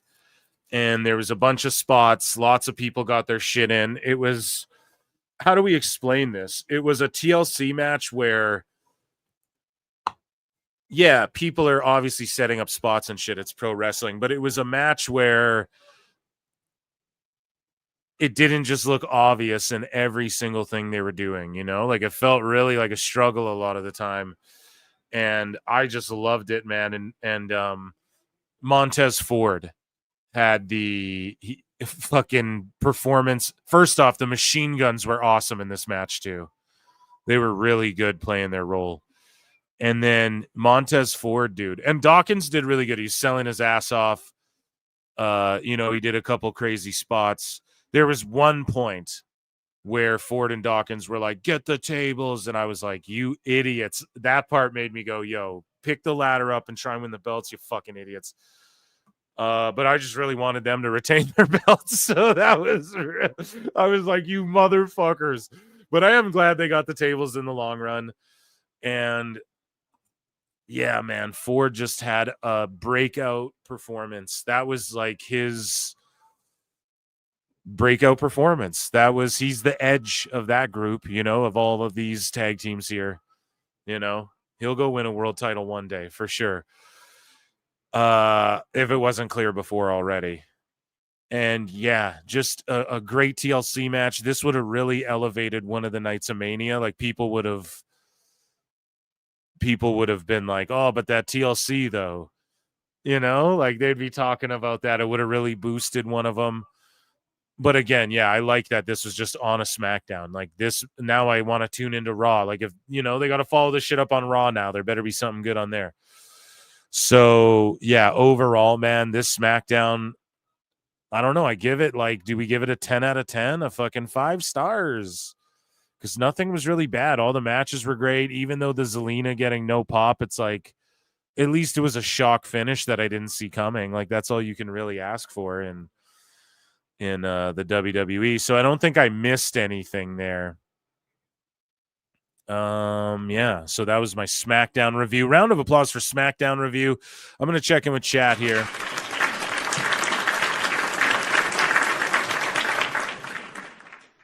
Vulcan 280 for 5 says, Phil, you don't like Zelina because her husband betrayed Tony Khan. Where is it? The best guys, Tony Khan. Someone told me that the Toonie Talk boys were listening to the old clip where Meltzer says this. The best guys, Tony Khan. And I guess they all had the realization that, like, they thought I edited that clip to make him sound like Tony Khan. No, bro, that's Dave glazing. That's Dave double fisting the motherfucking meat pulls. You know what I'm saying, dude? That was in like way back when he said that shit too, dude. So, George for 2 says 83 likes. Phil, it's your call. We'll give chat a little bit longer, guys. Get to over on the Clips channel. Please run it up to 100 likes. There's like almost 200 of you watching on that channel. Run it up to 100 or Jericho's going to do a run in. They did not know it was real. That's fucking hilarious. Like, how would I have made that? Did they think it was me saying it? The best guys, Tony Khan. Did they, you know? But that's what's funny too. I remember one time I was on their show and they're like, so here's the Monet Mag. And they brought up like a Google Drive with text in it. And then they start reading out of it. And they're reading it. And at first, like, go back and watch. It was one of my appearances. And I go, are you guys fucking ribbing me on the air? I'm like, is this a real thing? And that's how I discovered the Monet Mag too. So it's good when you have friends, you know? We can show each other funny shit. But yeah, I didn't realize that they didn't, like, who did they think I was saying that shit? But yeah, I remember too, one time I went on TT Dub, yeah, and they start reading the Monet Mag, and I'm like, wait, are you guys ribbing me? This is real? And they're like, yes. And I'm like, oh my God.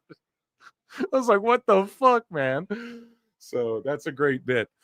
But yeah, Double Dick Dave. Yeah, dude. Double Dog Dave, man. So yeah, shout out TT Dub, dude. The best guy is definitely Tony Khan. And Brian, that's a real one too. There's a couple variations, okay? I just used the cleanest one on this soundboard, but there's a couple that get pretty zesty, you know what I mean? So, okay, let's get into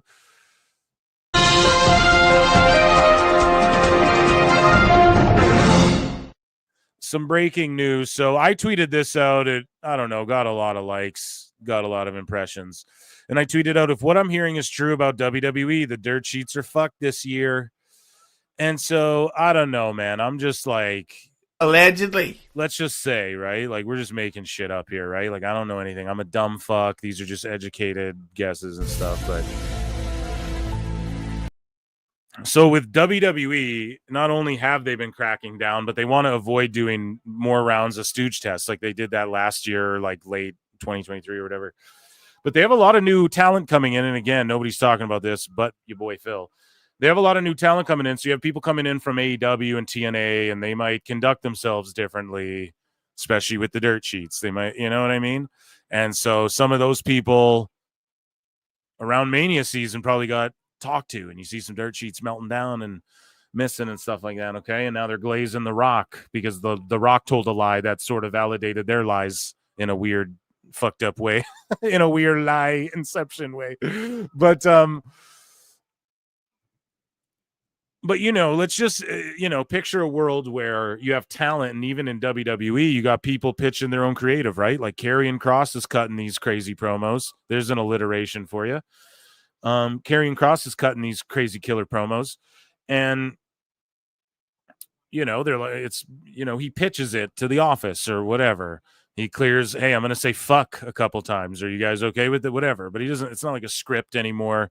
But for a lot of these guys, they're pitching and doing, like, they're involved in a lot of this creative. So with that, you would think that probably some creative confidentiality agreements probably get signed, and NDAs probably will get signed as far as like, you know, on a creative level, right? Which that shit is so commonplace. I know Tony gets a lot of shit for the NDAs, but it's such a commonplace thing in the entertainment world, especially. But so I imagine, right? Let's say everything I'm laying out before you all, let's just say that was the case, right? You'd imagine, and this is just me puzzle piecing things together, it would be really hard to get information out there. And if something did get out there, it'd be pretty easy to narrow down in 2025, I think, in the latter half of this year, who said something if something does get out, correct? You know what I mean? And yeah, I'll throw that out there. Just food for thought, something to think about. Okay, so let's scroll all the way down and let's get into some stuff here. So no lies were told. So we have a video. I actually have the social media post that went kind of viral, where WWE superstars are asked questions like, who's the most likely to this? Who's the most likely to that? And everybody gives their answers. And actually, I don't have it in here. Wow, maybe the phantom bookmarks. But basically, wrestlers were asked, you know, who's the most likely to pick up the check at a fancy dinner? And Raquel and Dom like pointed over at Liv, and you know, Raquel's like, oh my God, sometimes I feel like she's my sugar mama. Like she will just pay for things like da da da da da. And you know, other people gave their answers. Some of them said Liv, I believe. And then here's Danielle Fishel on Pod Meets World.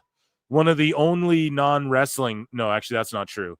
I mostly listen to wrestling pod clips, but one of the few pods that I'll listen to in full form and not clip form, I guess, is what I'm trying to say. Danielle Fishel, for the record, Topanga from Boy Meets World, talks about her time at WrestleMania here this past weekend, or I guess about a week ago. Fuck with us and then we tweaking. Everybody catching bullet holes. No. Shout out Bobby Shmurda. I would like to say for the record that last night we all went to dinner as a group. There were 11 of us. Yeah. Went to an amazing restaurant here at the Fontainebleau Hotel. We went to Komodo. Yeah. And when our bill came, the waitress got down and she was like, Danielle, I want you to know someone named Liv picked up your tab. And I said, I'm sorry, what? Yeah. She said, yeah, Liv, she wanted me to tell you she'll see you tomorrow morning. It was rock the star move. Coolest move. And then we were like, is she here? And she said she left. Yeah. She paid a massive tab and didn't even bounced. stick around to say hello. It was super rock star. You ordering the 6 desserts after that was a little much, I thought. It was a little much. Yeah, Yeah, well, I had her credit card number. Exactly what I'm saying. Yeah. With Man, they do a great pod, these three. And yeah, shout out Liv. I did that once at a birthday. It was like a friend's birthday, so I just went and grabbed everything and was like, yeah, I'm getting out of here, guys. And I just didn't say anything. Felt pretty good. Not gonna lie. It's a boss move. Can't do it all the time like Money Morgan over there, but they still think Cope is in WWE. They've never heard of AEW. This is via Neckbeards here. So Metallica, WWE celebrities spotted watching the Leafs battle the Senators Tuesday night in Toronto. So WWE superstars Trish Stratus and Adam Copeland. We're watching the Battle of Ontario on a Tuesday. So a night off for both folks. And pretty funny that they're just like WWE superstars. So here's Saraya praising Triple H. There's a lot of Saraya news here. She will be back in WWE as Paige. Period. Triple H was a really good boss in NXT, and I enjoyed him running it. And he gave girls a lot of time, a lot of freedom, and he helped usher in the revolution too. You know, he wanted to give the women a chance, and he did. When we were in NXT, you know, doing a suplex from the top rope as a woman was like a big deal back then. I mean, we got This Is Awesome chant, and now everybody can do it. You know what I mean? But like back then, it was like special, and he let us do that. You know, yeah. Emma and Paige, their matches got me back in NXT, or into NXT rather, and back into WWE like regularly a little bit, you know, not going to lie. I got a time where I was kind of wavering off. And also Bo Dallas and Neville. And that's another thing. I think, obviously, yeah, give the women a lot of credit, but also people like him that gave you guys a chance because... Yeah. And Ascension. They fucking ruled. People like Vince, for example, just didn't want to. And then again, things won't change until the gatekeepers are taken out of that position. And Exactly. then things are able to change. So Yeah. Hunter was he was definitely one of those people. He made NXT what it is now. It's a spectacle. It's like the third, brand. Like it's really big. Like people are selling out arenas when they do pay-per-views, all that kind of stuff. But yeah, he's the one. He was like the catalyst there that made. He took it. He was like, "Listen, honey, you're going to be in charge of FCW," and he was like, "No problem." And he made it something really special. Wow. And so I'm really thankful for him for giving us the opportunity. Because I had a trainer down there after Dr. Tom that was not nice, and he treated everyone like dog shit, and he didn't take the women very seriously and didn't give us opportunity. So if he was still running it, it wouldn't be where it would still be held back. But Hunter, it was like, I see something, and he's very open-minded, and so he was like, he sees us women, knows that we can put on a match if given the time, and he was like, okay, here's the brass ring, And so, yeah, I'm really thankful for him. I really am. And I know he's going to be doing some special things now that he has Raw and SmackDown. Yeah, man. She's going to be back. So Nia Jax receives criticism over comments about Charlotte Flair at WWE Roast of WrestleMania. So, yeah, I don't know. They made jokes about Charlotte Flair's faces or whatever. Her face changing. So, Charlotte and Nia are really good friends. I don't know what people want, anyone to think or say. So the ratings are in. NXT on Tuesday, 686K and a 0.17 in the key demo. AEW on Wednesday, 521K with a 0.14 in the key demo. And of course, 8 million watching on Max, rounded to that exact number. And yeah, man, the key demo falling, the ratings are shit. All of this for this victory lap. And like all this hype around this Dynamite, and they take out all these advertisements around Mania and all this shit. And that's the rating they do. And the key demo's falling because Dave will go, well, because you have to assume they're on Max. But really, it's just, no, it's going down because AEW's the old man show. It's like if you're just someone who throws on wrestling, like just to have it on, that's what AEW is now, Like, yeah, there's some matches. Once in a while, there's something good. So anyways, though, moving along. The creator of Penta's WrestleMania mask was overcome with emotion watching him wear the gear on the biggest stage of them all.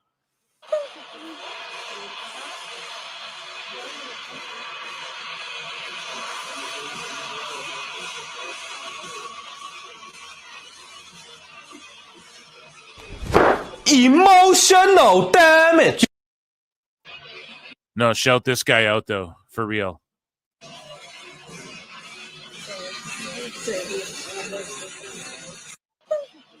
Yeah, that's dope.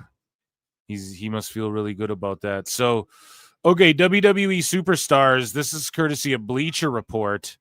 Uh-oh. Owned by WBD. No, of course they're going to be there covering WrestleMania, though. But, yeah, WWE Superstars' most famous friends. They get asked, and they're all pretty humble about this. Who's your most famous friend? Bad Bunny, I guess. Probably Pat McAfee. Yeah. Mark Long, King of the Challenge, the first reality TV star. I'll put Mark Long up there. Rey Mysterio, or I think Rey. I don't know, because they're just my friends. I don't, because like, what's a friend? Like, it's a friend, and you have like people you know. But like, You got real deep. friend, I didn't even know you was gonna go that deep. I feel like my husband is just like my most famous friend. He's like my best friend. Who's your most famous? So honest. So moving along here, Jacob Fatu talks about his first purchase since he made money. And this is the Club 520 show. I think. Shout out these fellas. Now when you got the big bag, what's that moment when you first got your final like breakthrough in the situation? What's that move? Like, what's that purchase? What's that thing you're just like, all right, we on? Man, shit. Man, it was paying my rent on time. Hey, bro, because I remember, bro. I remember nobody wanted my autograph, bro. The only thing I was signing, bro, is when I used to sign my papers, bro, when I was getting out of jail. You know what I mean? But hey, bro, but we came a long way though, and you know, bro, man, bro. It really just feel good to see my parents happy. Yeah. And everybody always say, congratulations, Jacob. Nah, but man, it's really my wife, bro. You know. Now when you got the big. And he puts his wife over. That's good.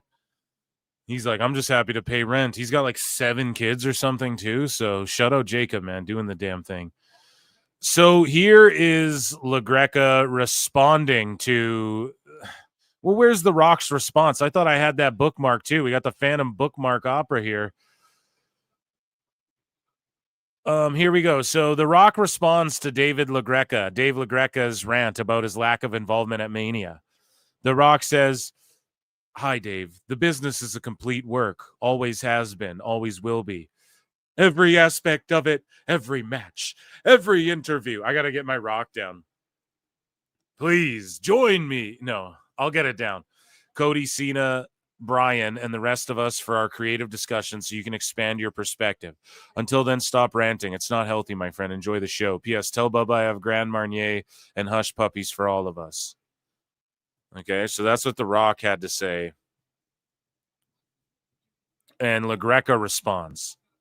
And I'm sure he'll be totally rational and sane here. Shadow busted open. Let's listen to what LaGreca has to say to what The Rock says. The Rock says, I love professional wrestling. I love professional wrestling because it's unlike any form of entertainment or sport. I'm passionate about it because I dive into it. And it's not about, oh, it's real to me, damn it. But man, it is. It is. You guys put your bodies on every time. Oh, my God.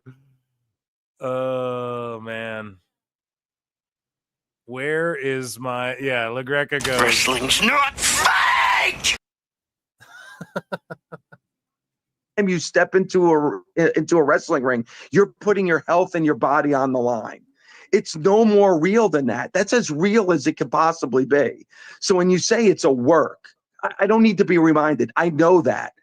I'm trying to fight that off from everybody outside of our circle. I don't need somebody inside the circle who sits at the highest mountain in this business, which is the WWE, to tell me it's not real. I already know that. I know that it's not real. But let me buy into the magic that is professional wrestling. So when you say it's a work and that it's fake, then what are we doing here? Then what are we doing? The reason I rant and rave like I do is because I'm passionate about it. I didn't like what I saw at the... No, you're just obsessed. You're just an obsessed freak who obsesses and obsesses all day. You're just an obsessed freak, weirdo, obsessed. End of WrestleMania 41. Just like if my Cowboys lose or my Yankees lose, I'm going to rant and rave about that. Doesn't mean I hate it. It's because I love it that I get so passionate and I yell and scream about it. Don't tell me it's a work. I don't need you to tell me. That's supposed to be from Dick or Jane down. Yeah, for real. It's it's like with AEW where, man, I would go nuts with some of these. Like a while back, I'd go nuts trying to drive the point home. Like they need to fucking this, and that, or else this, and that's going to happen. Then all this time later, now it's at a point where I'm like, well, I'm just disinterested now, really. That's the worst thing. That's the worst thing. Well, if you don't like, just don't watch it. I'm fucking dumb and I don't know what heat is about and I should be encouraging people to care. Dumb wrestler guy who's like, just don't watch it then if you can't like everything. Fucking stupidest thing anybody could ever say, right? It's like you want people to care. The second they stop caring, then that's not a good thing. Yeah, it's funny. And if you rant about certain things, you're just an obsessed weirdo. Why do you care? But then, you know, you rant about other things, you get praise. It's insane. It's insanity. Social media is just really like warped society in a weird way, at least on social media, you know, like not when you go outside. people are pretty chill, you know, honestly. There's a lot more people, a lot more cell phones, so people catch the crazy shit. There's a lot more people on pills and shit these days for sure. So a lot more, I think, crazy shit happens out there in the wild. But I don't know. People are generally cool, you know. The street that doesn't like professional wrestling. They're the ones that tell me it's a work and that it's fake, not somebody within the business. Believe in the magic. It's the magic that makes. Stop caring about this thing that we want you to care about. It's like I tweeted out Shayna Baszler liked my tweet about someone was bitching at Josh Barnett and her about Bloodsport or whatever. And then Shayna was telling this Mark, I'll call him a fucking Mark, right? Phil S. Marks over here, takes one to no one. And she's like yelling at this Mark. Well, not yelling, okay. She's probably pretty calm, just typing into the Twitter machine, right? She's like, yo, these WWE wrestlers are getting the most eyeballs on this shit. She's like, you all want GCW, like you guys say you're fans of Bloodsport, and then when we do something to make it bigger, now you're complaining about it. And then I quote tweeted it, and I was like, yeah, that's like John Lovitz. He has a beautiful quote where it's like, we all encourage each other and we all talk about, oh, we want the American dream or whatever. And basically, you guys know what that means. Just freedom and the chance, you know?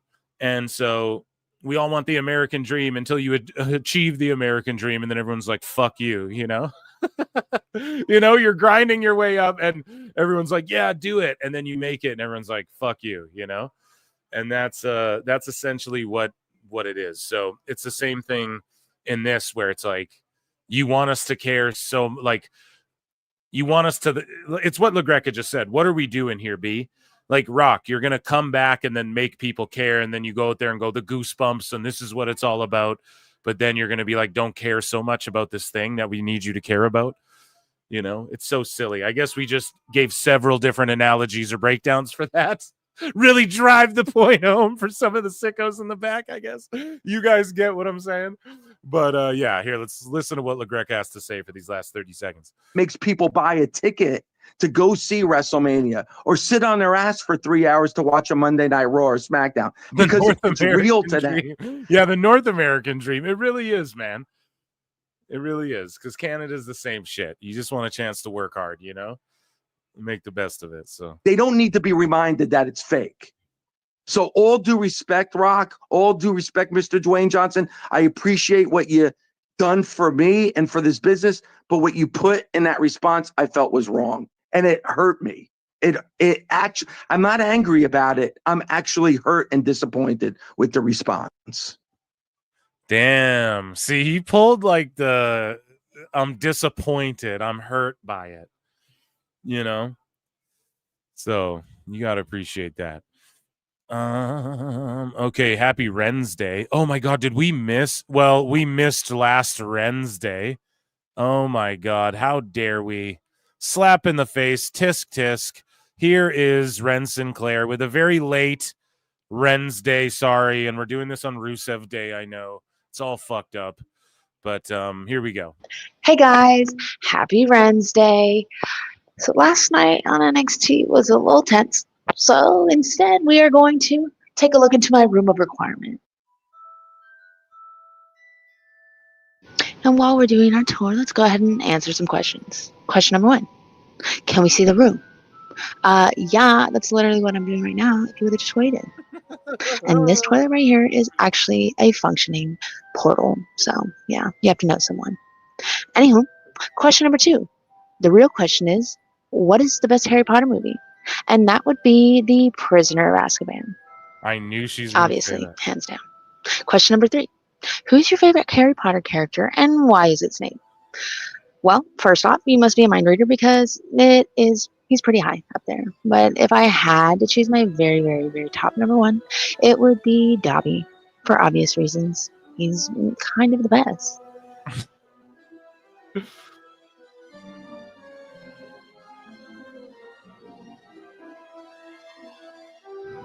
And for this final question, it actually seems more of a statement. It says, you should do a Harry Potter cosplay. And to that, I have to say, I actually have. And obviously, I went as the only choice that anyone would go as, the best character Dolby is free. Oh my God, she's ridiculous. They need to just let her do these. Like when they bring her to the main roster one day, they just need to let her do these and like don't overproduce them. You know, like let her, maybe the audio is the only thing you fix, but her with that shitty audio, she knows what she's doing. Like that's part of what makes it good. You know, and I'm telling you, they need to let her just like do these little videos leading up to her debut. And man, I just find that shit entertaining as fuck. Like how I don't know. Harry Potter equals red flags. I cannot unsee that. I've seen the first 3. Wait, is that the flute song for Dave? Yes. Okay, that's what was popping me. The goddamn flutes, man. The Harry Potter flutes, baby. Happy Wednesday, everyone. So here we go. MJ from MJ from MJ from MJ from MJ from MJ. Okay. Writes a big long post here. I encourage you all to go read it. We got clips though. And Pollock and Thurston, I guess, admit or reveal that they are not welcome at WWE pressers, and they wouldn't go anyway or whatever. WWE's You just made the list. But yeah, dude, Dirt Sheet's really in the mud, and I don't even know if they're like the dirtiest of sheets, but they are just two miserable fucks who really want to see WWE go down for whatever reason. But yeah, let's take a listen. Did not go to Las Vegas. Why? So I was planning going and had a hotel and travel plans booked, but it's WrestleMania and the ticket sales are very much in demand. So I figured the only way I was really going to go is if I was credentialed by WWE and attended the press conference. Hopefully, you never know. But you know, I realized that I hadn't received the credential application yet. And once I realized oh, we had not received press releases in quite some time, since about early February. And I followed up and tried to get the application and tried to attend as me.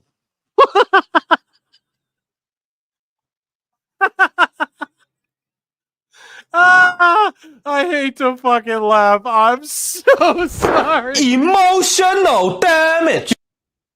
Oh shit! I don't even mean to laugh. I'm so sorry. Media, and I got no response. So I figured. You know,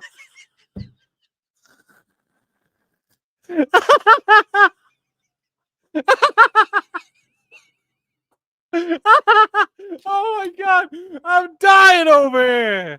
Oh my god. Oh my god. Holy shit. I gotta calm down. I'm so sorry. I got a show to do. Jesus Christ. I don't know why this is so funny to me. I'm so sorry, chat. Okay, let's go. Credentialed by WWE and attended the press conference. Hopefully, you never know. But you know, I realized that I hadn't received the credential application yet. And once I realized oh, we had not received press releases in quite some time, since about early February. And I followed up and tried to get the application and tried to attend as media, and I got no response. So I figured, you know, they were not going to credential me, so I did not go. I figured they weren't gonna credential me. They didn't credential you, bro. You didn't receive the shit, then you followed up, and then you're like, oh, I figured they weren't gonna. So I didn't go. No, they didn't, bro. And it's so funny because Pollock's like typing. He's like typing away. Leaving a fucking comment on his burner Reddit or something while Thurston's telling this story. Jesus Christ. Ah, man, that destroyed me. Seems like WWE, you know, looking back on when we last got press releases, it looks like, you know, maybe something happened in early February, sometime just after Royal Rumble. which is actually before.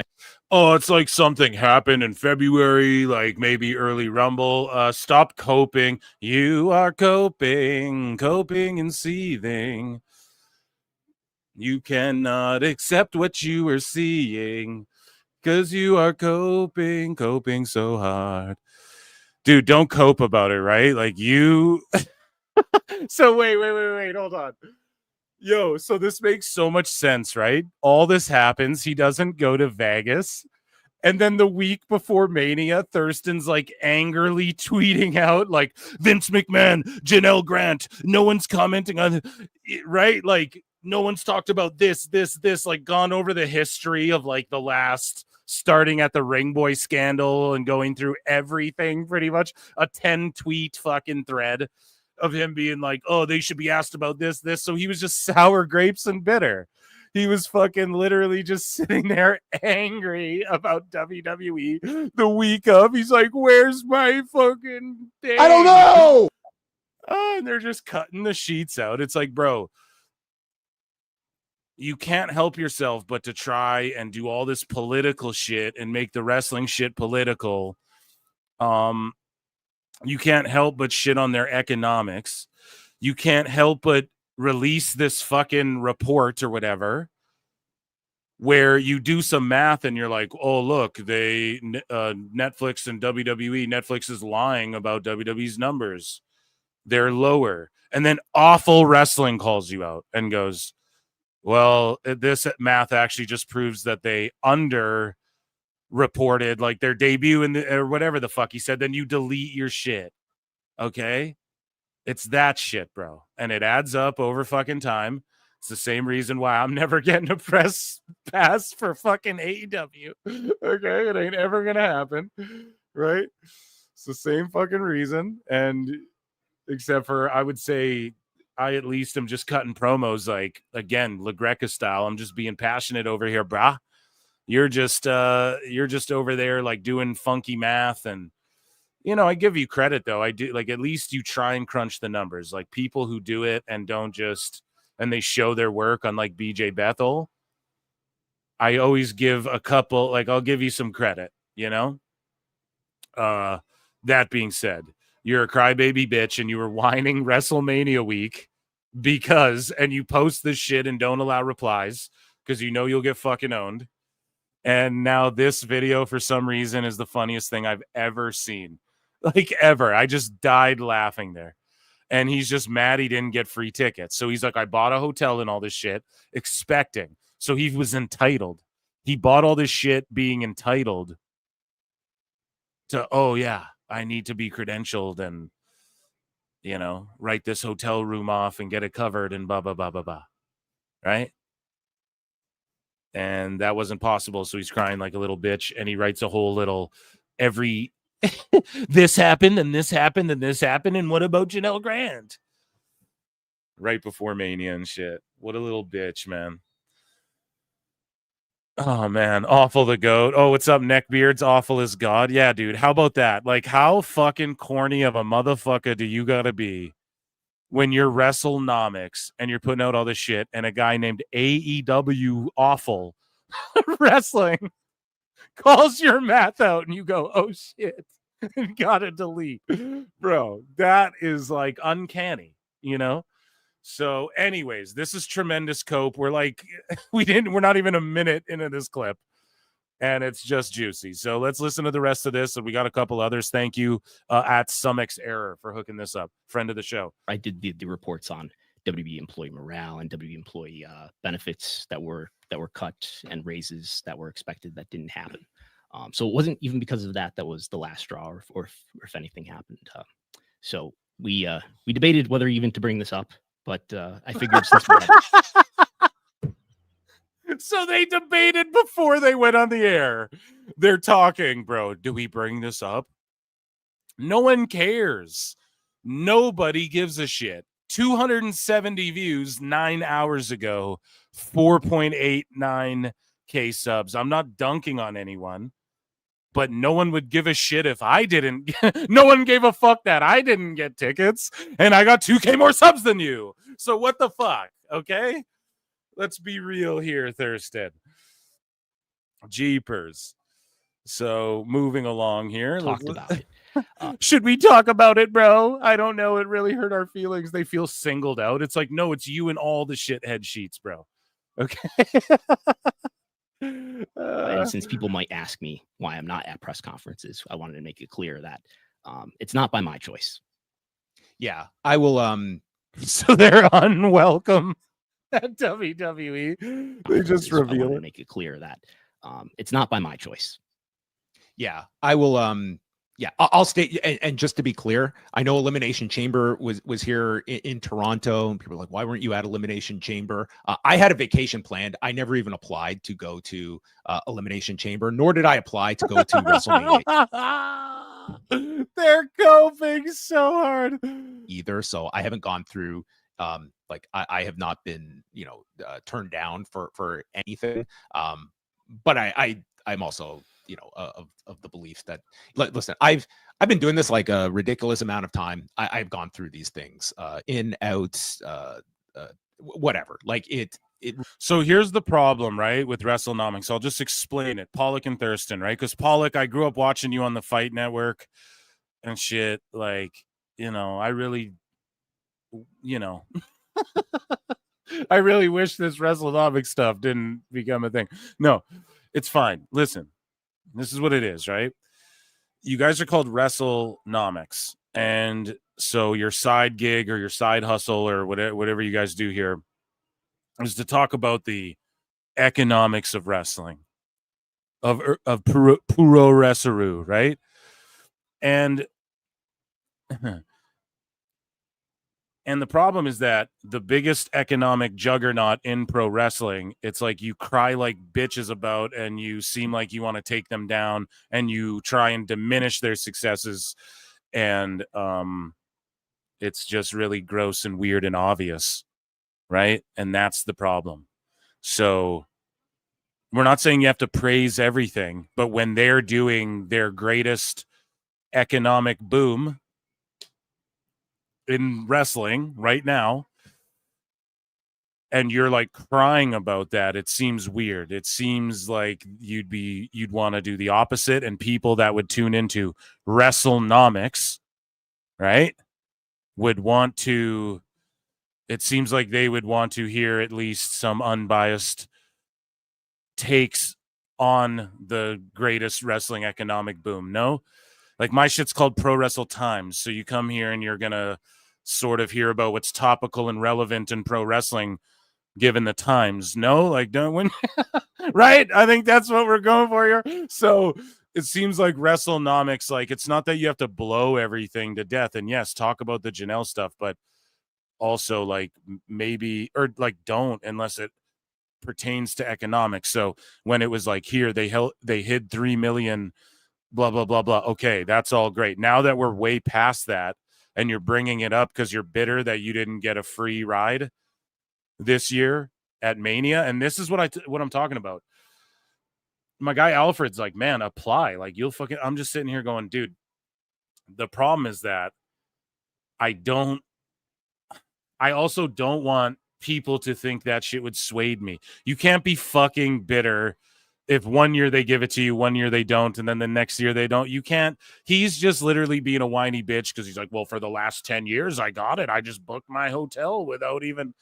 It's so cringy, bro. And so people who tune into WrestleNomics, they want to at least just hear like an unbiased analysis of like the economics, and probably you might want to celebrate and put over some of the greatest objective economics that the WWE, ergo the by proxy, the pro wrestling industry business has had in how long, right? And instead you're taking a company where it seems as though year over year their shit is going down, other than I guess they're going to make 14 million and some change this year. Good for them, finally. And let's say that's true, right? Shout out Switchblade for that. But, they have sort of trended the opposite direction, whereas and then so is Ring of Honor, so is New Japan.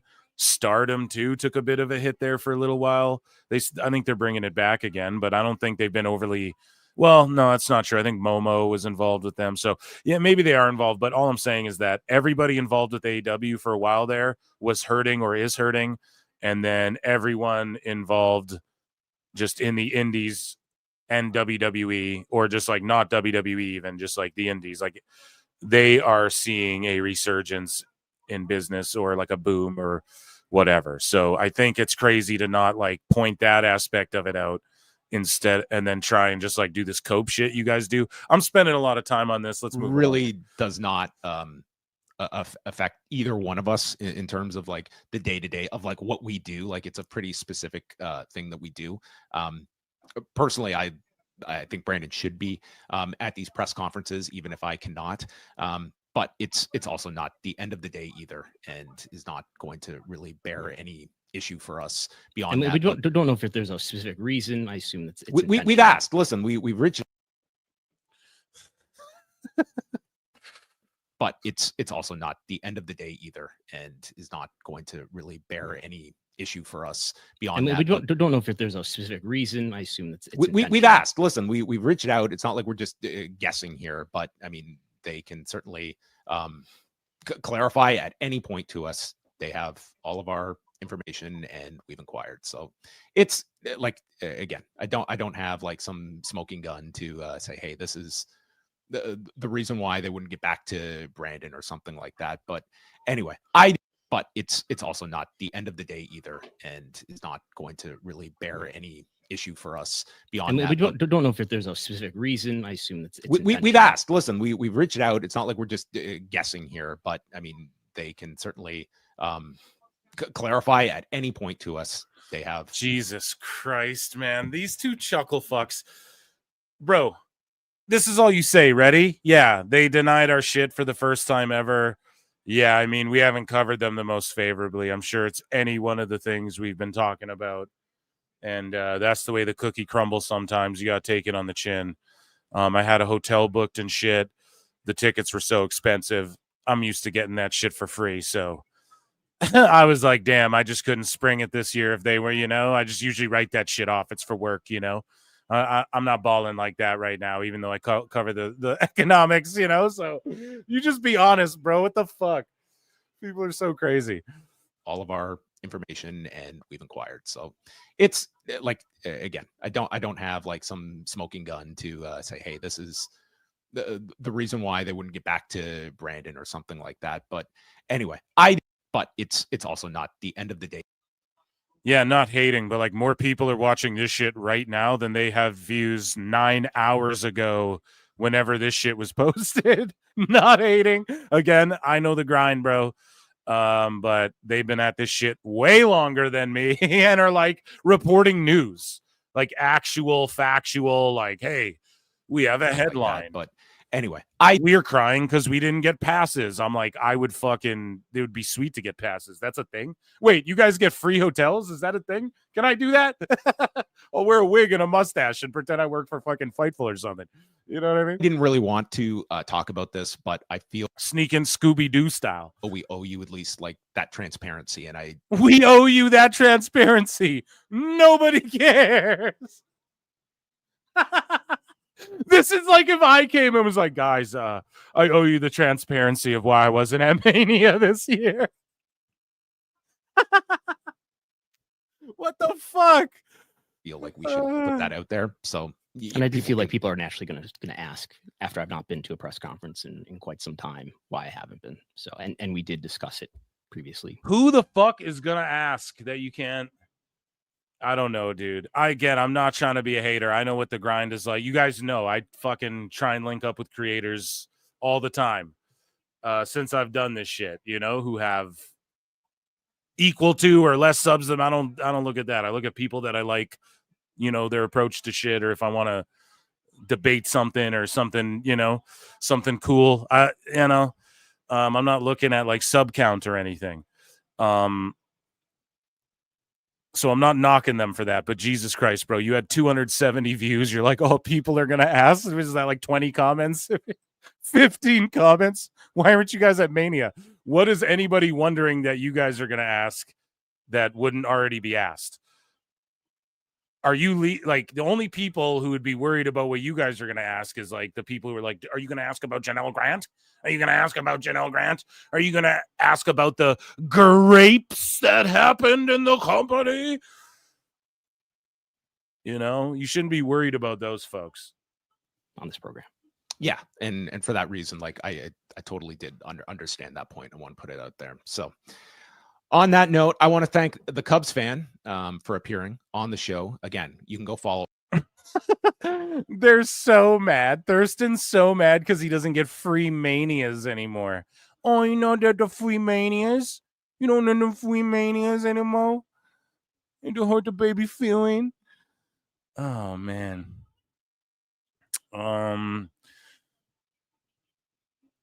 Oh, my goodness. Here, we have Miss October, been a member for 8 months. Hey, Phil, almost a year for me. And then a $50 super chat. Wow. We'll rule you.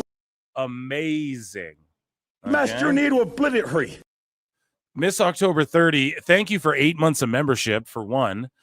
Sorry if that little Vince McMahon button comes up, too. That was way before any of the shit when I made this channel years ago, okay? You make the little badges, and I'm going to switch that one. Don't worry, okay? I didn't realize that was like a 12-month membership. You get like we didn't know. None of that shit was out, pun intended, at that time.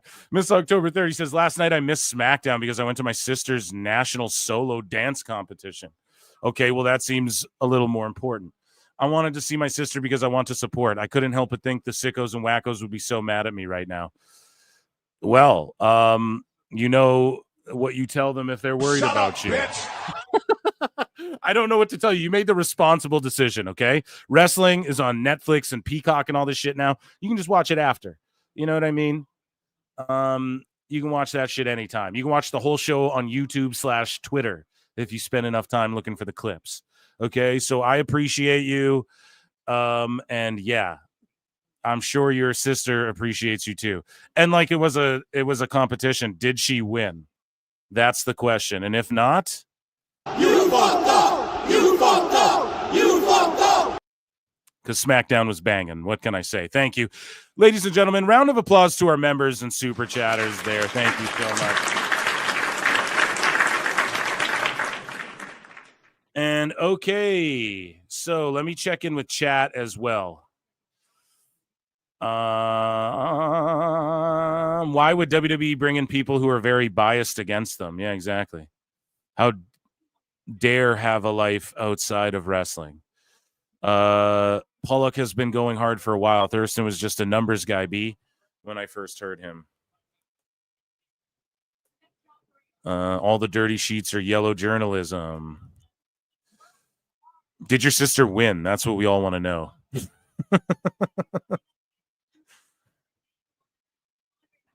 Let me check in with likes as well. We might as well do it now since we're breaking. Breaking, no faking. Oh, yeah, we crushed the 100 likes. So, ladies and gentlemen joining me. No, you guys earned no Jericho. What kind of dance? Don't do that because you don't know. That could be a... It was the first round and made it to the second round. Boom. There we go. Let's all acknowledge the dancing W. Okay, so Byron Saxton is open to getting back in the ring. And he says, of course, we all hear the famous quote all the time, never say never, right? Which is true. So I will not say never, because the one thing anyone who steps in the ring can tell you is that the bug, that rush that you get from the crowd never leaves you. Are you at peace with not competing? Sure. Are you okay with not competing? Yes. However, there's that little part of you that misses just getting a bunch of someone in the face. So you never know. Just getting a bunch of someone in the face. You what? Fucking sicko Saxton here. Maybe he can have an Evolve match or something. Speaking of sickos, here's this granny who is just hilarious and harassing the wrestlers. No, not harassing them, but this is what I mean. The people who get offended at the roast. It's like, well, if this was an acute granny, you would be like, this is harassment, you know? Like, why aren't you calling this granny out for harassing wrestlers and people, you know?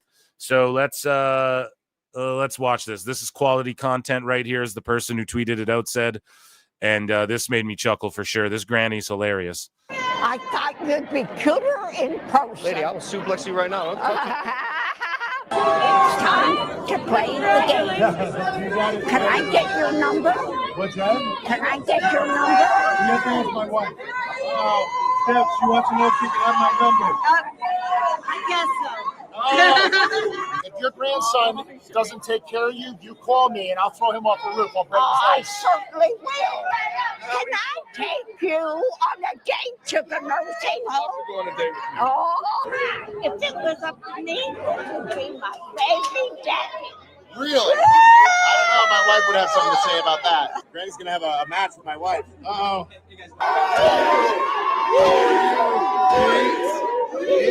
We got 2 words for you. X-Pac. Your wife said I could take you on a date. Oh, I love that. Thank you. Oh, we're going to have a wild night. Yeah. I heard you're a troublemaker. Gunther, I heard you're a troublemaker. Okay, so Bishop Dyer, the former Baron Corbin, calls WWE out over their treatment towards Bayley at Mania 41. He says, "Fuck you. That is my sentiment. I've had a few days to kind of calm down because it made me extremely angry. Fuck you. That's my sentiment. I mean, to do it to Bayley of all people, someone who's been there through COVID, has made lemonade out of dog shit repeatedly, is a model fucking employee. I don't give a shit if she knew the storyline ahead of time. Please do all this, take all these bumps, work your ass off, and 2 days before we're going to replace you. And now I know Bayley's going to be fine, but that is a moment, and it is bullshit all the way through. She didn't get to be on WrestleMania. She went down to NXT, elevated talent, does everything you've asked of her. Bayley deserved to be on WrestleMania. It is insane to me that you take that moment away." Right, but she got a Mania moment last year too, no? I guess Becky did as well. It is fucked, but that whole tag division is just fucked. The whole booking of it was just stupid to begin with. Lyra shouldn't have been in that fucking tag title match to begin with. So The Rock's WrestleMania 41 absence was reportedly met with confusion backstage. This is per Fightful Gossip. Talent backstage at Mania were discussing The Rock's absence and his lack of promotion for the show, with one talent reportedly claiming that we all found it kind of weird. King of weird. Fucking spell check your shit. Kind of weird that he didn't promote the show at all.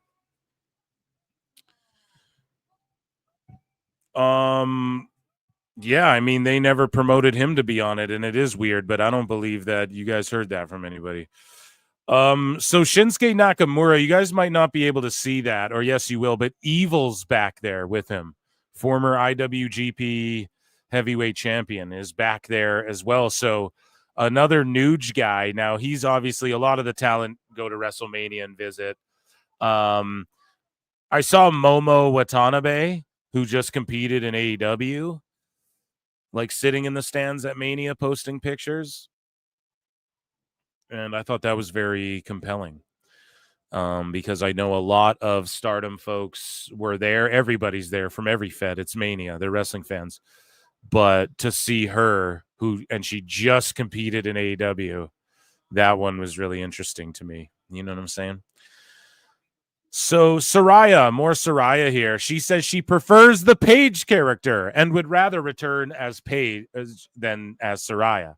She says, "Oh, I would take Paige again. I love that character. I love Paige. I love the music. She was a badass." She's going back, guys, and she's going to be Paige again. It's fucking hilarious. I feel like being Saraya. Saraya was a different character in AEW. It's more of a chicken shit heel, which was fun, but I prefer Paige for sure. And if I was to be Saraya, it would be a Paige version of Saraya. See, everybody justifies in their own head, and they're, these wrestlers are coping too a bit. Like Malachi Black. Everybody just pretends they're like, oh, my gimmick over there is just like my fake amnesia gimmick while I was over there, No, Saraya, who I came out and was like, this is the real me, and I can be me. And then you're like, no, that character sucks, and yeah, you get paid a lot, and it was just this character that was same with Malachi Black. Like the paint's gone, and he's more clean cut again, and he's like picking up where he left off, and it's like that era of his House of Black shit is just gone or whatever. Like not literally, but you know, the way they just play these characters, it's so funny. It's just so funny to me.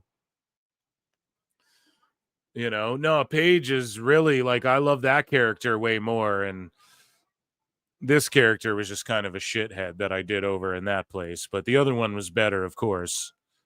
But the money, though. The private planes, though. Bailey says she doesn't know why she's not featured on WWE posters, talk shows, and other promotional material. She says, I'm not sure what else to do. There's no heat backstage or anything like that. I could see Bailey and Monet working a match. I think I said before, I don't see Bailey going anywhere. I don't think I see Bailey going anywhere, but her and Monet are awfully close. And if they could like go do some shit, I could maybe see Bailey doing it if they don't fuck around. And I don't know, because some people it's like, okay, does Bailey move the needle anymore? Right? Like she's a solid hand. We pay her so much. So unless she's willing to like keep the same amount of money or maybe even a bit less at this point, which is fucked, but that's like all businesses work that way. It is shitty, you know? It is shitty, but and I'm not saying that's the case. Maybe they'll just give her everything she asked for, but maybe that's not enough for her. And she's like, fuck, Mercedes, it might be empty buildings, but like, fuck, man, we can just I can go do a pay-per-view there. And, you know, the women's division's pretty cool over there. Maybe. Who knows? I wouldn't like it if it happened, but Seth Rollins arrived to the NFL draft and was getting booed by Packers fans. And I think he drafted for the Bears. Green Bay, Wisconsin! Is that all you got? Come on, you can be louder than that!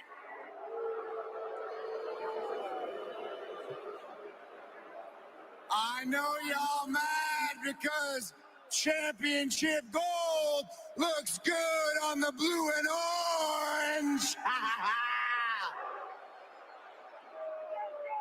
But in all seriousness, Green Bay, we are in the shadow of Lambeau Field.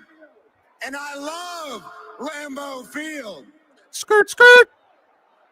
Because the king of the North, the best quarterback in the NFC North, Caleb Williams, is undefeated at Lambeau Field.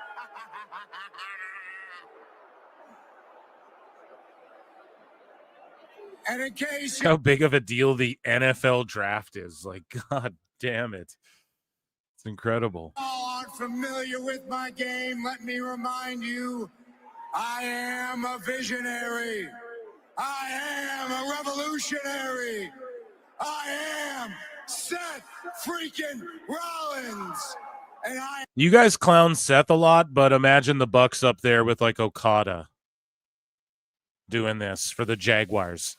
Like, come on. am here to tell you that with the 56th pick in the 2025 NFL Draft, the greatest franchise in the NFL, the Chicago Bears, select Ozzy Tropillo, tackle from Boston College. Let's burn it down and bear down Chicago. So is that a good pick, chat? Let me know. Did they get a good pick there with that tackle? So there are plans for Kathy Kelly to become a manager in WWE. Who knows? I mean, she's taking promo classes and she's taking in-ring classes. That's also just like sort of mandatory in WWE. I mean, I know not everybody's done it. Like, I'm sure you could point to a bunch of exceptions, but basically everybody goes through the ringer a little bit just to see, right? Like, can you bump, whatever? Maybe she becomes a manager. I think she's just really good in her role as backstage, whatever. Maybe they're trying to bring other people in and they're going to let her just like wear these fucking thirst trap outfit she wears, and maybe she's going to talk on behalf of some wrestlers who can't talk and shit. I'm okay with that. I'm all about more valets, more managers. You guys know that. But who knows if there's validity to this. However, it just made me think like, wow, Samantha Irvin got out of there at the wrong time, and again, I'm not trying to knock her, but like she wasn't that good. because she was showing the pictures. Look, I tried out as a wrestler.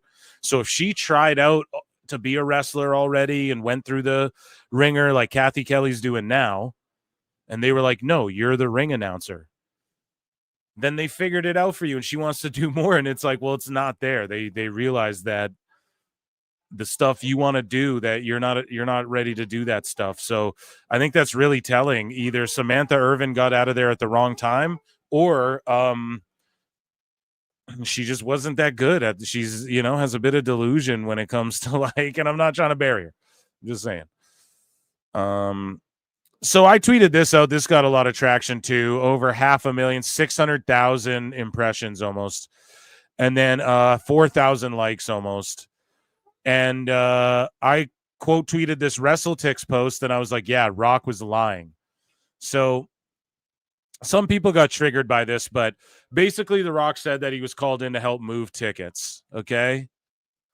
So 40 days out from the show. So there was 33 days from the show at the time that this was posted. However, the last update was a week before that. So 40 days before the Chamber. Their setup was for only 30,400 people. And they already had 26,500 seats open. Someone else pointed out that at this same time, they were opening more seats already. And then they asked, which like you wouldn't do that if you were worried about selling tickets, right? And then some idiots are coming at me. Like, this was in Toronto, guys. You're not going to come at me and fucking, they're like, that building holds 60K. It's like, yeah, but you have to understand, this isn't like WrestleMania. You can't just pull up to Toronto. Like, there are states in America with more people than all of Canada. You guys get it? You can't just pull up. Like, apparently WWE didn't even, they wanted to do the arena, but it was like booked up or whatever. They got double booked or some shit, so they just did the stadium or whatever. The most UFC got in there was like 50,000 plus or whatever. And that was for a huge fucking George St. Pierre, Jake Shields fight. So, yeah, just, I don't know, man. I just think The Rock is full of shit too. He's acting, bro. He's an actor, okay? And I just think he was full of shit. And again, I love The Rock. I've defended him a bunch. I defended him last year from the Cody Crybabies and shit. But I think he was lying during that little thing with McAfee, and he was just doing damage control like actors do all the time. He just jumped on McAfee show, and then he just saved himself, pulled the curtain back, buried whoever he needed to, stooged everyone. And he's trying to pretend now to David LaGreca like, oh, that was part of the plan too, was for me to do this Pat McAfee interview. Like, shut the fuck up, That's my opinion on that. Anyways, so watch this spot here. Well, SmackDown's gonna pull the shit. Is he eyeing it? Is there? We'll leave it small, but the spear through the table, legend shit. Amazing TLC match, cooked hard as fuck. So Hang 'em High made a hilarious little edit here. So someone tweets out, someone needs to make a compilation of how many Def Rebel themes start with the wrestler saying something. And then Hang 'em High posted this edit. This is fucking hilarious. Role model. All hail the queen. Zelina Vega. JC Jane. New Catch Republic! It's Tiffy time!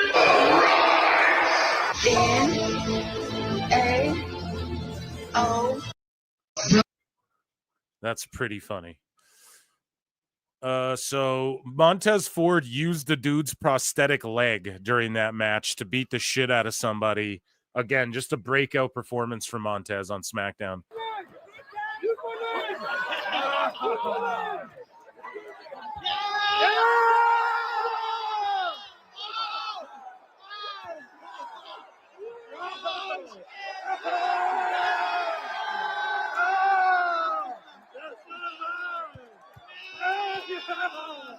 That's all right.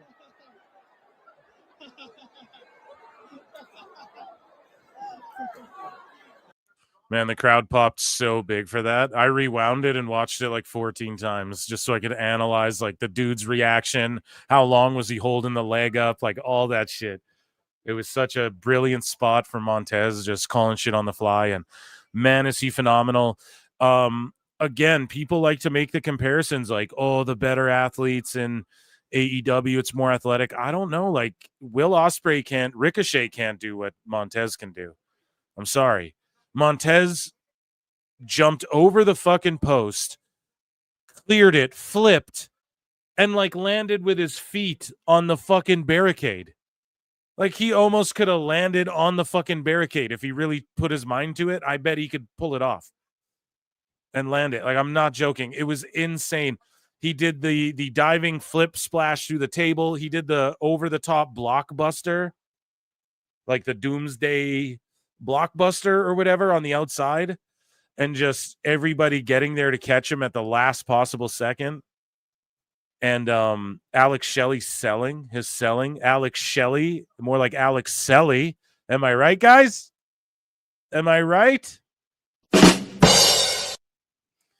But yeah, man, Montez was just on another level, dude.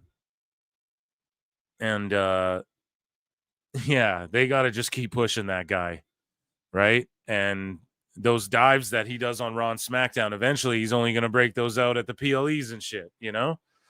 So enjoy him while we got him, because man, oh man.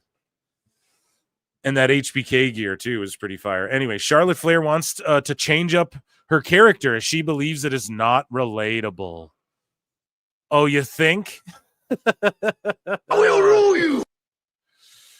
So that, ladies and gentlemen, was WWE News. Round of applause for WWE News.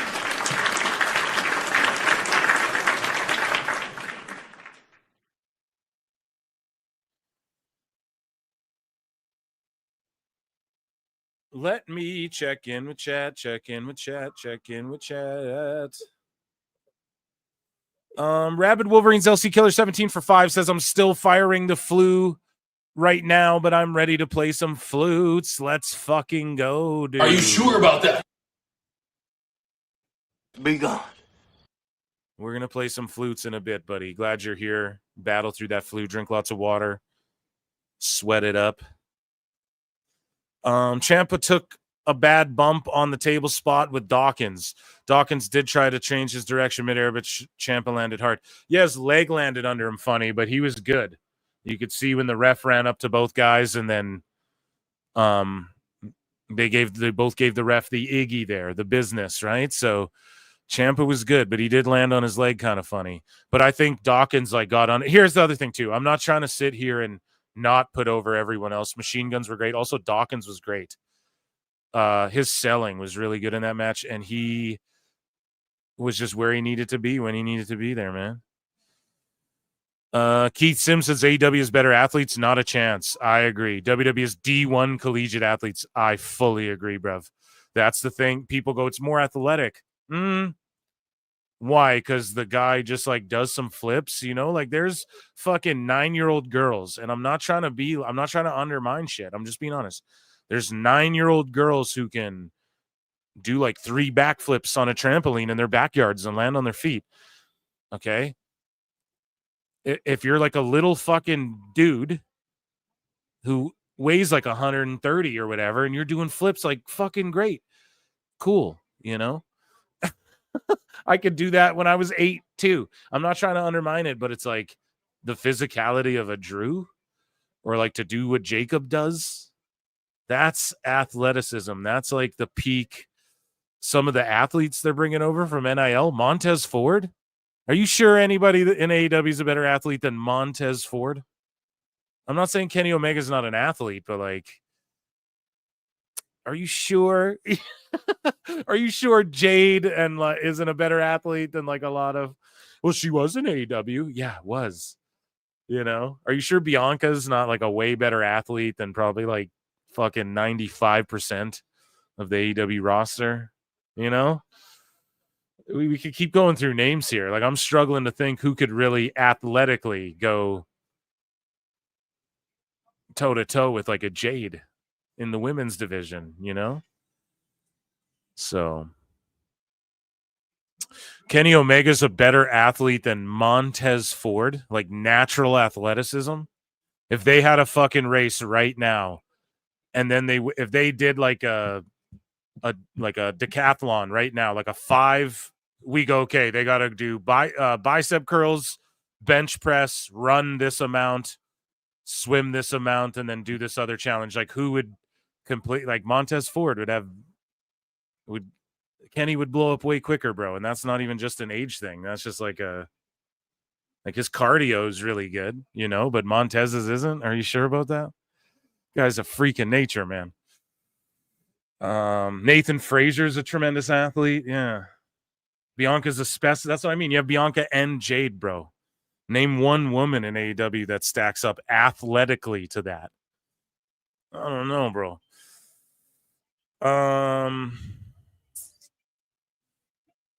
Yeah. So almost every wrestler in WWE can do what AEW guys do, exactly. But not everyone in AEW can do what Jey Uso calls top guy speed. That's the difference. Everyone in WWE can do what they do in AEW. Every single one of them.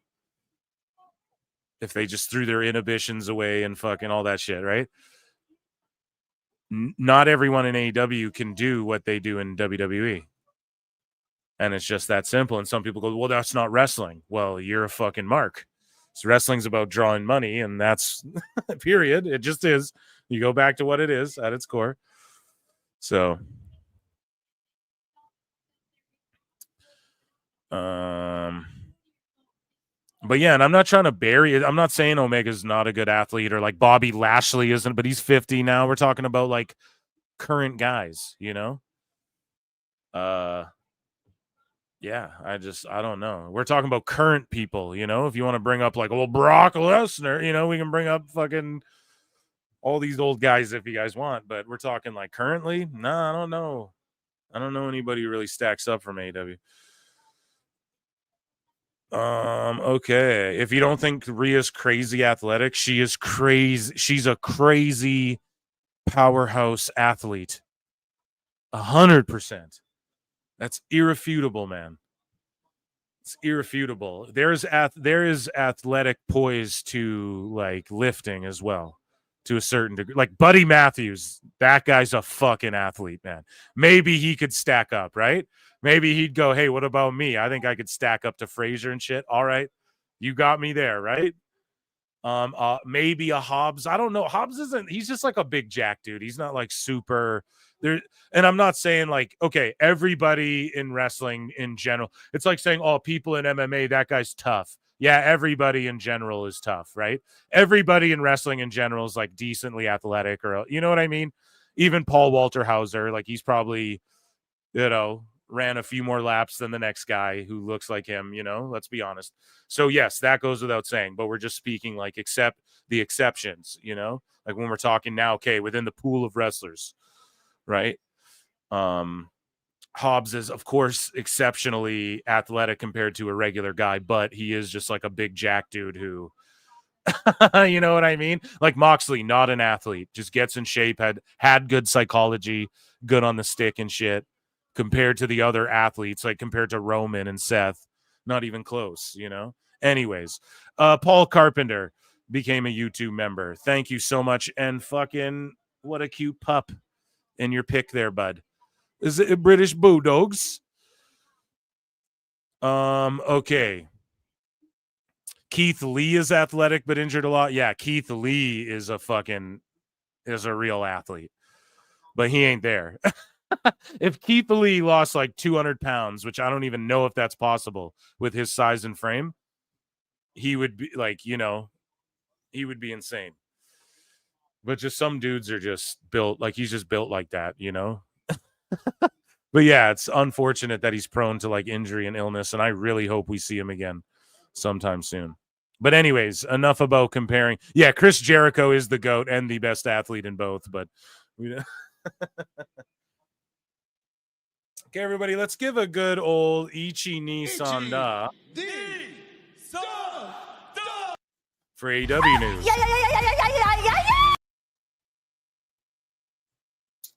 Samoa Joe, another tremendous athlete. Samoans in general are typically just insanely athletic people when it boils down to it, you know? Football as well, or right? Tongans and Samoans, like they are just typically Just people who had to duke it out, throughout their ancestry. So it's there,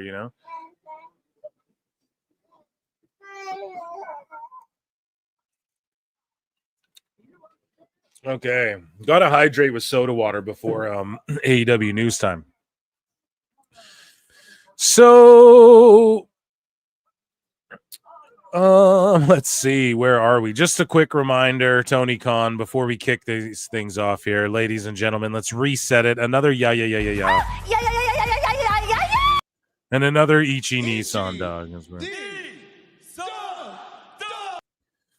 Just a reminder.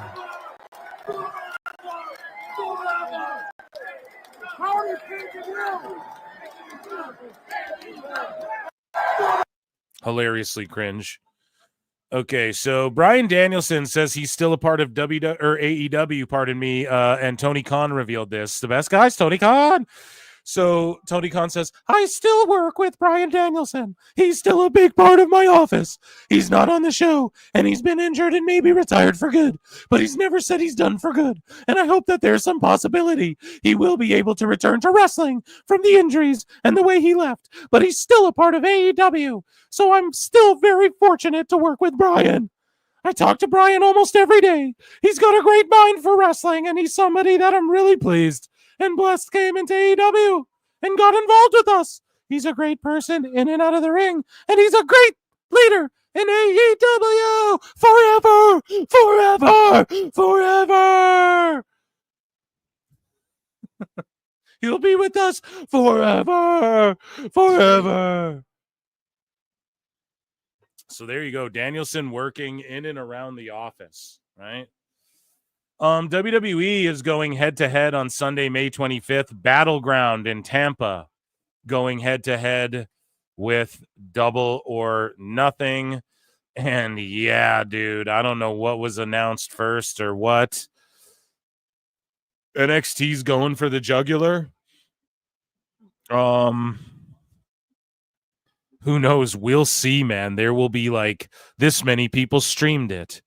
And then Meltzer will go, well, this many people invested in pay-per-view, so the key demo, right? Like, it'll be all of these funny, hilarious meltdown arguments. And they're going head-to-head, so it's on a Sunday, May 25th.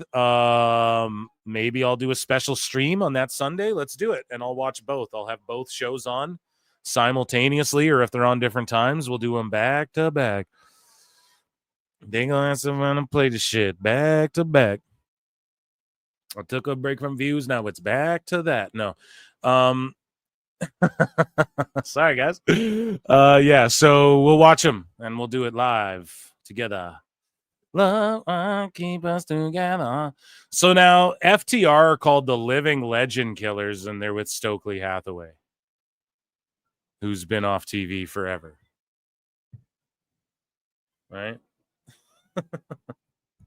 And may or may not have heat with people after the shit Elbu said about it.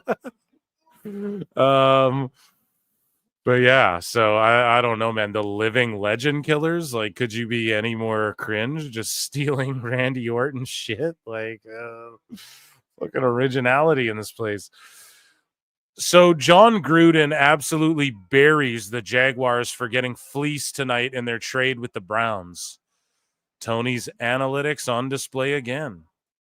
I think the team you got to be talking about is the Cleveland Browns. I think they fleeced Jacksonville. They get the Jaguars number one pick next year. And only move down a few spots. Is that what I'm hearing? 3 spots. So they got the 5th overall pick this year. They got I think the team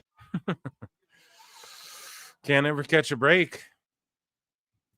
So AEW Dynamite, after all that promoting at Mania and everybody's putting it over, and they're like, oh my God, look, the decal on the ring apron. We're so back.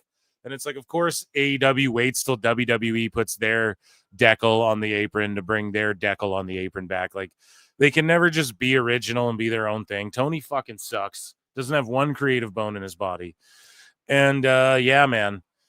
They garnered their lowest audience of the year and second lowest in show history in its regular time slot for this past Dynamite. The show averaged 521,000 viewers. And also the Bucks saw a drastic dip So it was like 506 or like 516,000 or whatever, dipped to 502, went back up when they were done for the Bucks, man. So they fuck things up. No one wants to watch them. With a 0.14 in the key demo per WrestleNomics. As always, these numbers do not include Max. The show aired live on the West Coast, but was down significantly. Yeah, because everyone was watching AEW on Max and not watching NBA on Max. If that shit was on, you know, because wasn't there like a playoff game on or something? But yeah, when it averaged 598K views with a 0.18 year over year, Dynamite's down 24% with the key demo down almost 40. So yeah, that key demo is plummeting. It's not looking good. So AEW Neckbeards posts this and reminds everybody about this is why AEW should never have a roast. Like, listen, if you guys were crying about the WWE roast, AEW should never have a roast because this was back in 2019. Eric Bischoff revealed that Tony Khan left. He stormed out of Shivani's birthday roast. Okay? Read this. Bischoff recalled right at the very beginning of this thing, everybody seated. Mark Madden opens up and he goes, hey, look over there. Tony Khan, the money mark. How many executive vice presidents do you have in your company anyway? Tony took exception to that and got up and left. So I could have, I guess, had an opportunity to meet Tony Khan, but Mark Madden fucked it up for me. That was in 2019. Fucking Tony Khan got up and left. Best guys, Tony Khan. Because he got called Money Mark by Mark Madden. Like, now you know why they have such a vendetta against all these old podcasters and shit. It's so funny. I didn't even know that story. So how funny is that shit? So here's Harley Cameron she has a beaver puppet.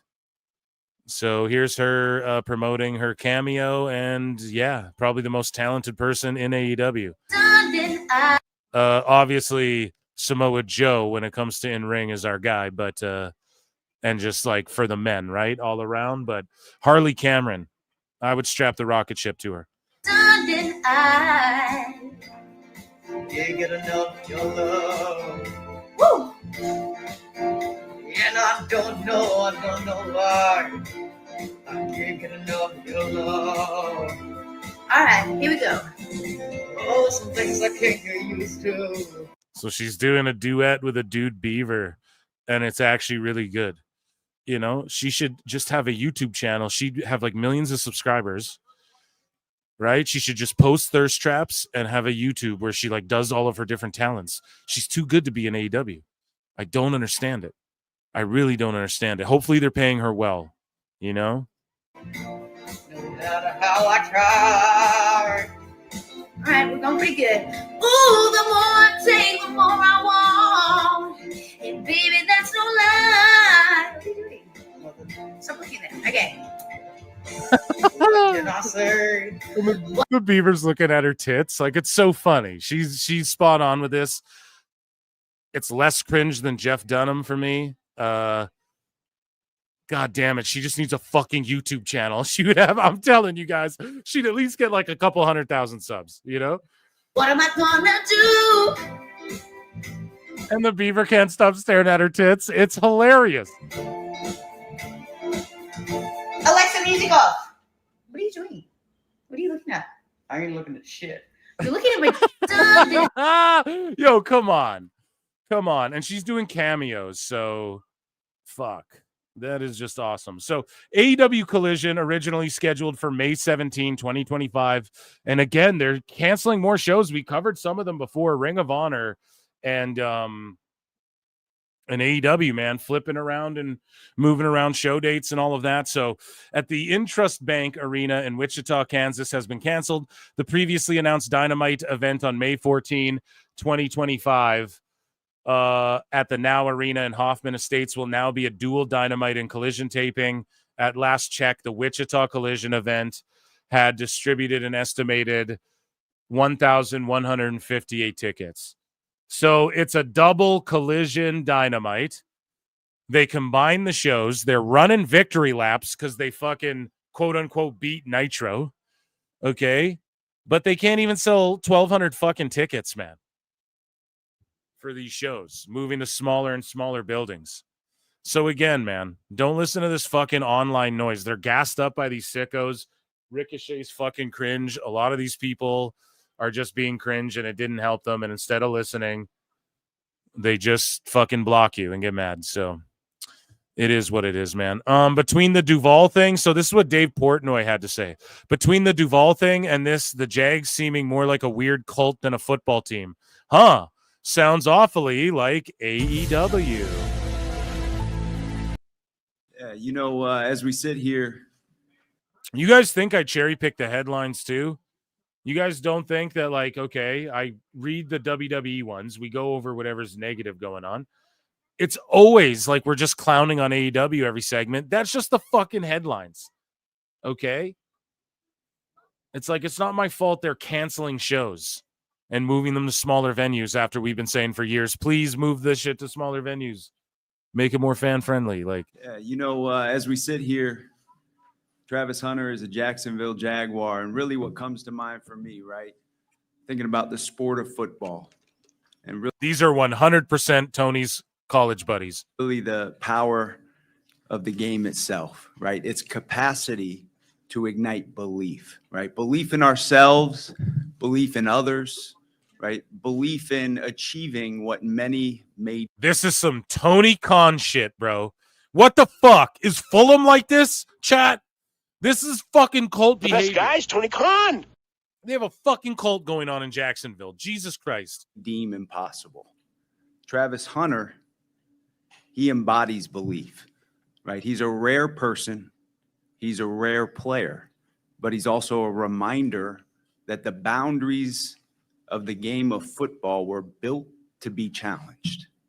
And so the decision to select him was actually a statement for how we plan to move, who we are, and we want him to be nothing more than him. Boundaries were made to be broken. We want our wrestlers, football players, to come here and be themselves.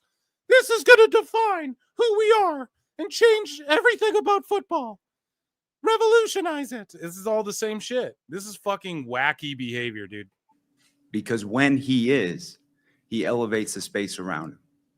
From the football field to the city to the game of football itself. This sounds like Tony Osprey. He elevates wrestling to in the city, in London, in Rev Pro, and in New Japan. And I will not take this shit. Travis Hunter is who we've been hunting up. Couldn't be more jacked to be sitting right here beside him and introduce you all to the man of the hour.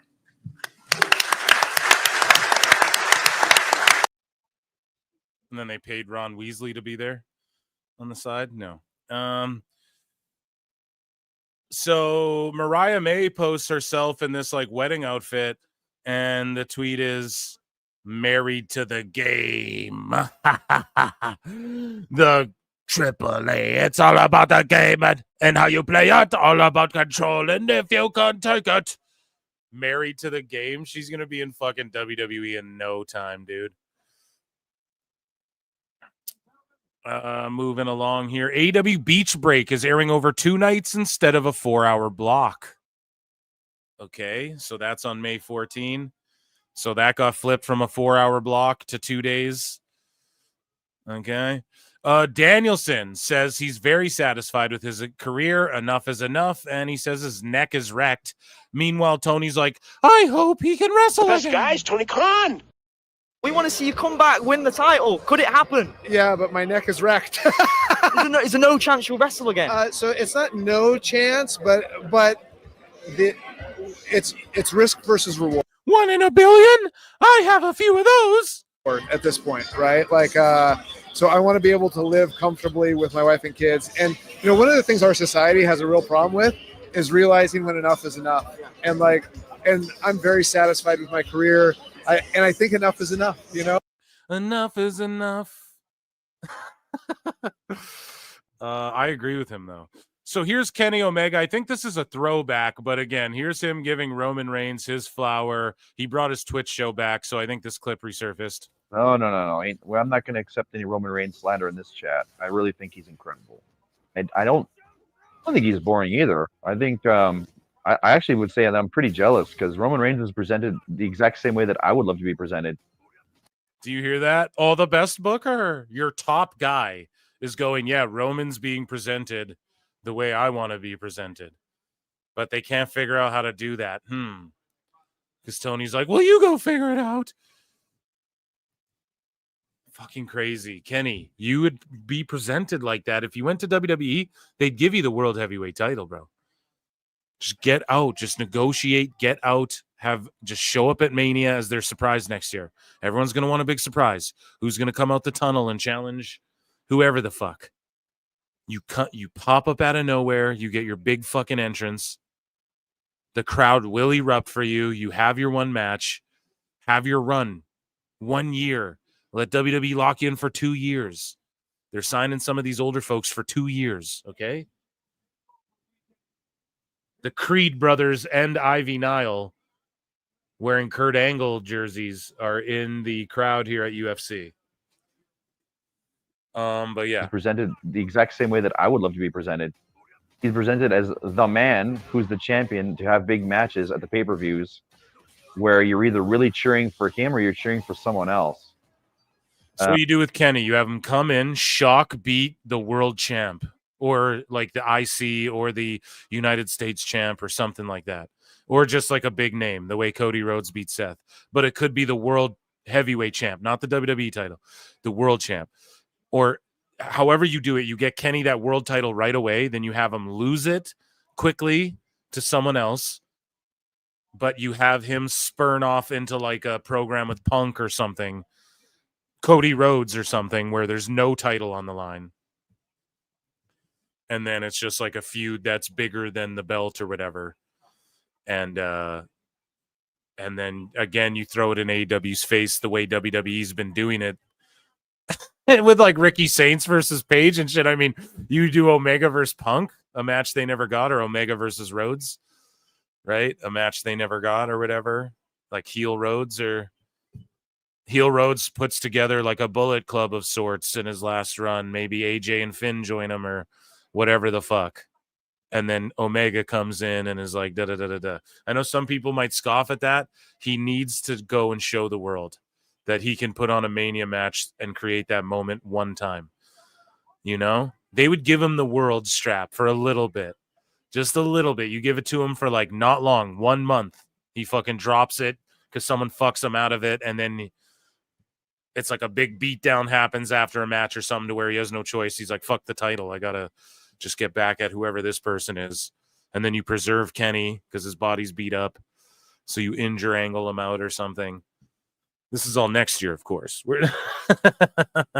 That's professional wrestling. So he's getting to do what I did in New Japan. So I can't be a hater on that. I'm a fan. No. Well, I'm not going to accept. Yeah, I don't know, man. I would like to see it. I think he could hang, definitely. And I think WWE's presentation and their pacing would highlight what he does well, would only like make him look bigger and better than what he's been able to look, because he'll never reach that Japan hype again unless he goes to WWE and tries. And even if he doesn't reach that level, you don't think he could win a world title or like win the US title. Maybe I'm going too high, but would he settle for a US? I don't fucking know. Not saying he gets to call the shots, but maybe he does a bit because that would be a dagger into the soul of AEW. And Triple H was interested in like, okay, that shit Elbu was talking like, oh, they all had a meeting, the Elite did, and they're like, oh, should we all sign? Whatever. There came a point where WWE, they were not interested in the Bucks or Hangman at all, but they are still down with Kenny. They'd sign Kenny tomorrow if the opportunity came. I'm telling y'all they would. Okay, so yeah, that's one dude. Like Hangman, okay, he doesn't do shit for ratings. The Bucks, their ratings poison. Like they had their chance, they lost it. Okay, and when they talk that shit, oh, we were ready to go to the other company. That's just them working Tony Khan, at least in my mind. But Kenny, they'd take him tomorrow. because there's something there. Because even though people are like, no, Kenny sucks, people care about that guy. Whether you fucking hate him or you love him. Like the Bucks are just like, we just want them to go away. They're cringe. Even AEW fans turn the TV off. It doesn't work. Kenny, there's potential there. Like if Kenny and Samoa Joe got in a white hot program in AEW and they just let someone talk on behalf of Kenny because he doesn't talk that good, they'd be all good, man. They'd be rolling. That'd be better than Mox and whatever the fuck Mox is doing. So anyways, that, ladies and gentlemen, was AEW news. Stupid idiot. Oh, sorry. I meant to give an Ishii.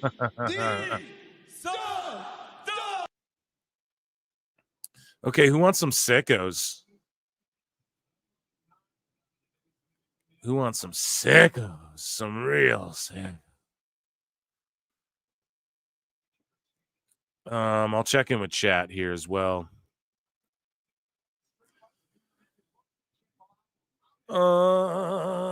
If nothing else, Kenny would be better dressed in WWE. When are going to link up with Squared Circle Maniacs? I don't know. Tell them to hit me up. Omega wanted to jump, the others didn't, so he stayed. Yeah, except for the others were unwanted, bro. They were wanted at the inception of AEW. And then when the time came around, like, no way WWE was going to give them NBA level money each for each buck. That was never going to happen. And they can just take off whenever they want. So no, WWE did not want them. But I'm telling you right now, I could see them coughing up $1 million for Omega. I'm not joking. I could see that would be a dagger in the fucking soul of AEW. And I think that's priceless to them a little bit, you know? But also Kenny wouldn't do that to his guys. But at the same time, well, Kenny doesn't have kids and shit either. So he doesn't have like a wife. So he doesn't like give a fuck about like, oh, do what's best for your family. And she doesn't care. Right?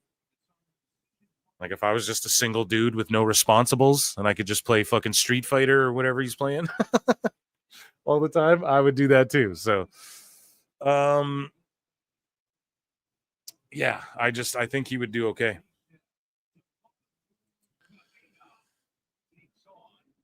I just want MJF to go to WWE. He'd have to go through NXT, I think. He'd have to learn how to like do the promo, like the actual character development. His character is not developed at all. And we want to see that character just as it is, like already in WWE is the problem. So we don't even want it to develop. I don't think he wants it to develop because he knows that. And he needs to get the fuck out of there.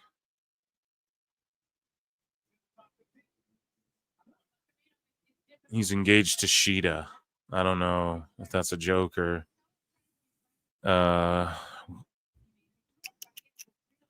yeah, who's more detrimental, Kenny or MJF? I don't think most in WWE care that much. No, here's the thing. And I'm going to tell you guys this right now. People in WWE don't give a fuck about MJF. They don't at all. If Kenny came out, you'd hear a big pop. You would hear a big pop. He's a guy that people do know about. Yeah, I think that would be a pretty big pop. It wouldn't be like, oh my God, when AJ Styles showed up, or it would like when the Hardy Boys returned at that one Mania. I don't think it'd be, or like when Cody Rhodes came back. I don't think it'd be like that, but it would be big, man. And I think they would be able to present him in a way where he'd get over. He's engaged to Sheeta. Like Hikaru Shida? Because Hikaru Shida's married to... Isn't Hikaru Shida married to, like, a famous baseball player? Like, I don't want to say Shohei Ohtani, but...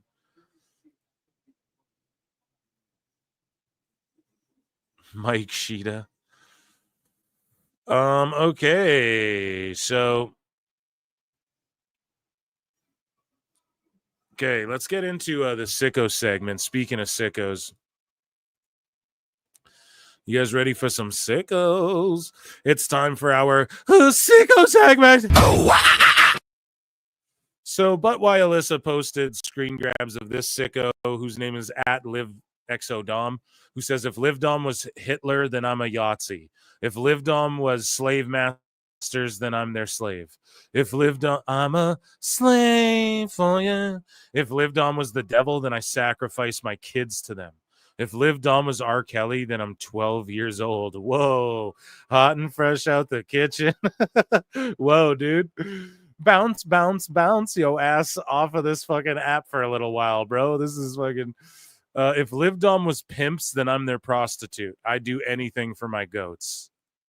That's a real wacko, folks. So this Liv Dom person is like, I'm just curious about something like I wonder what the sex between them be like. Bro, they're not really together.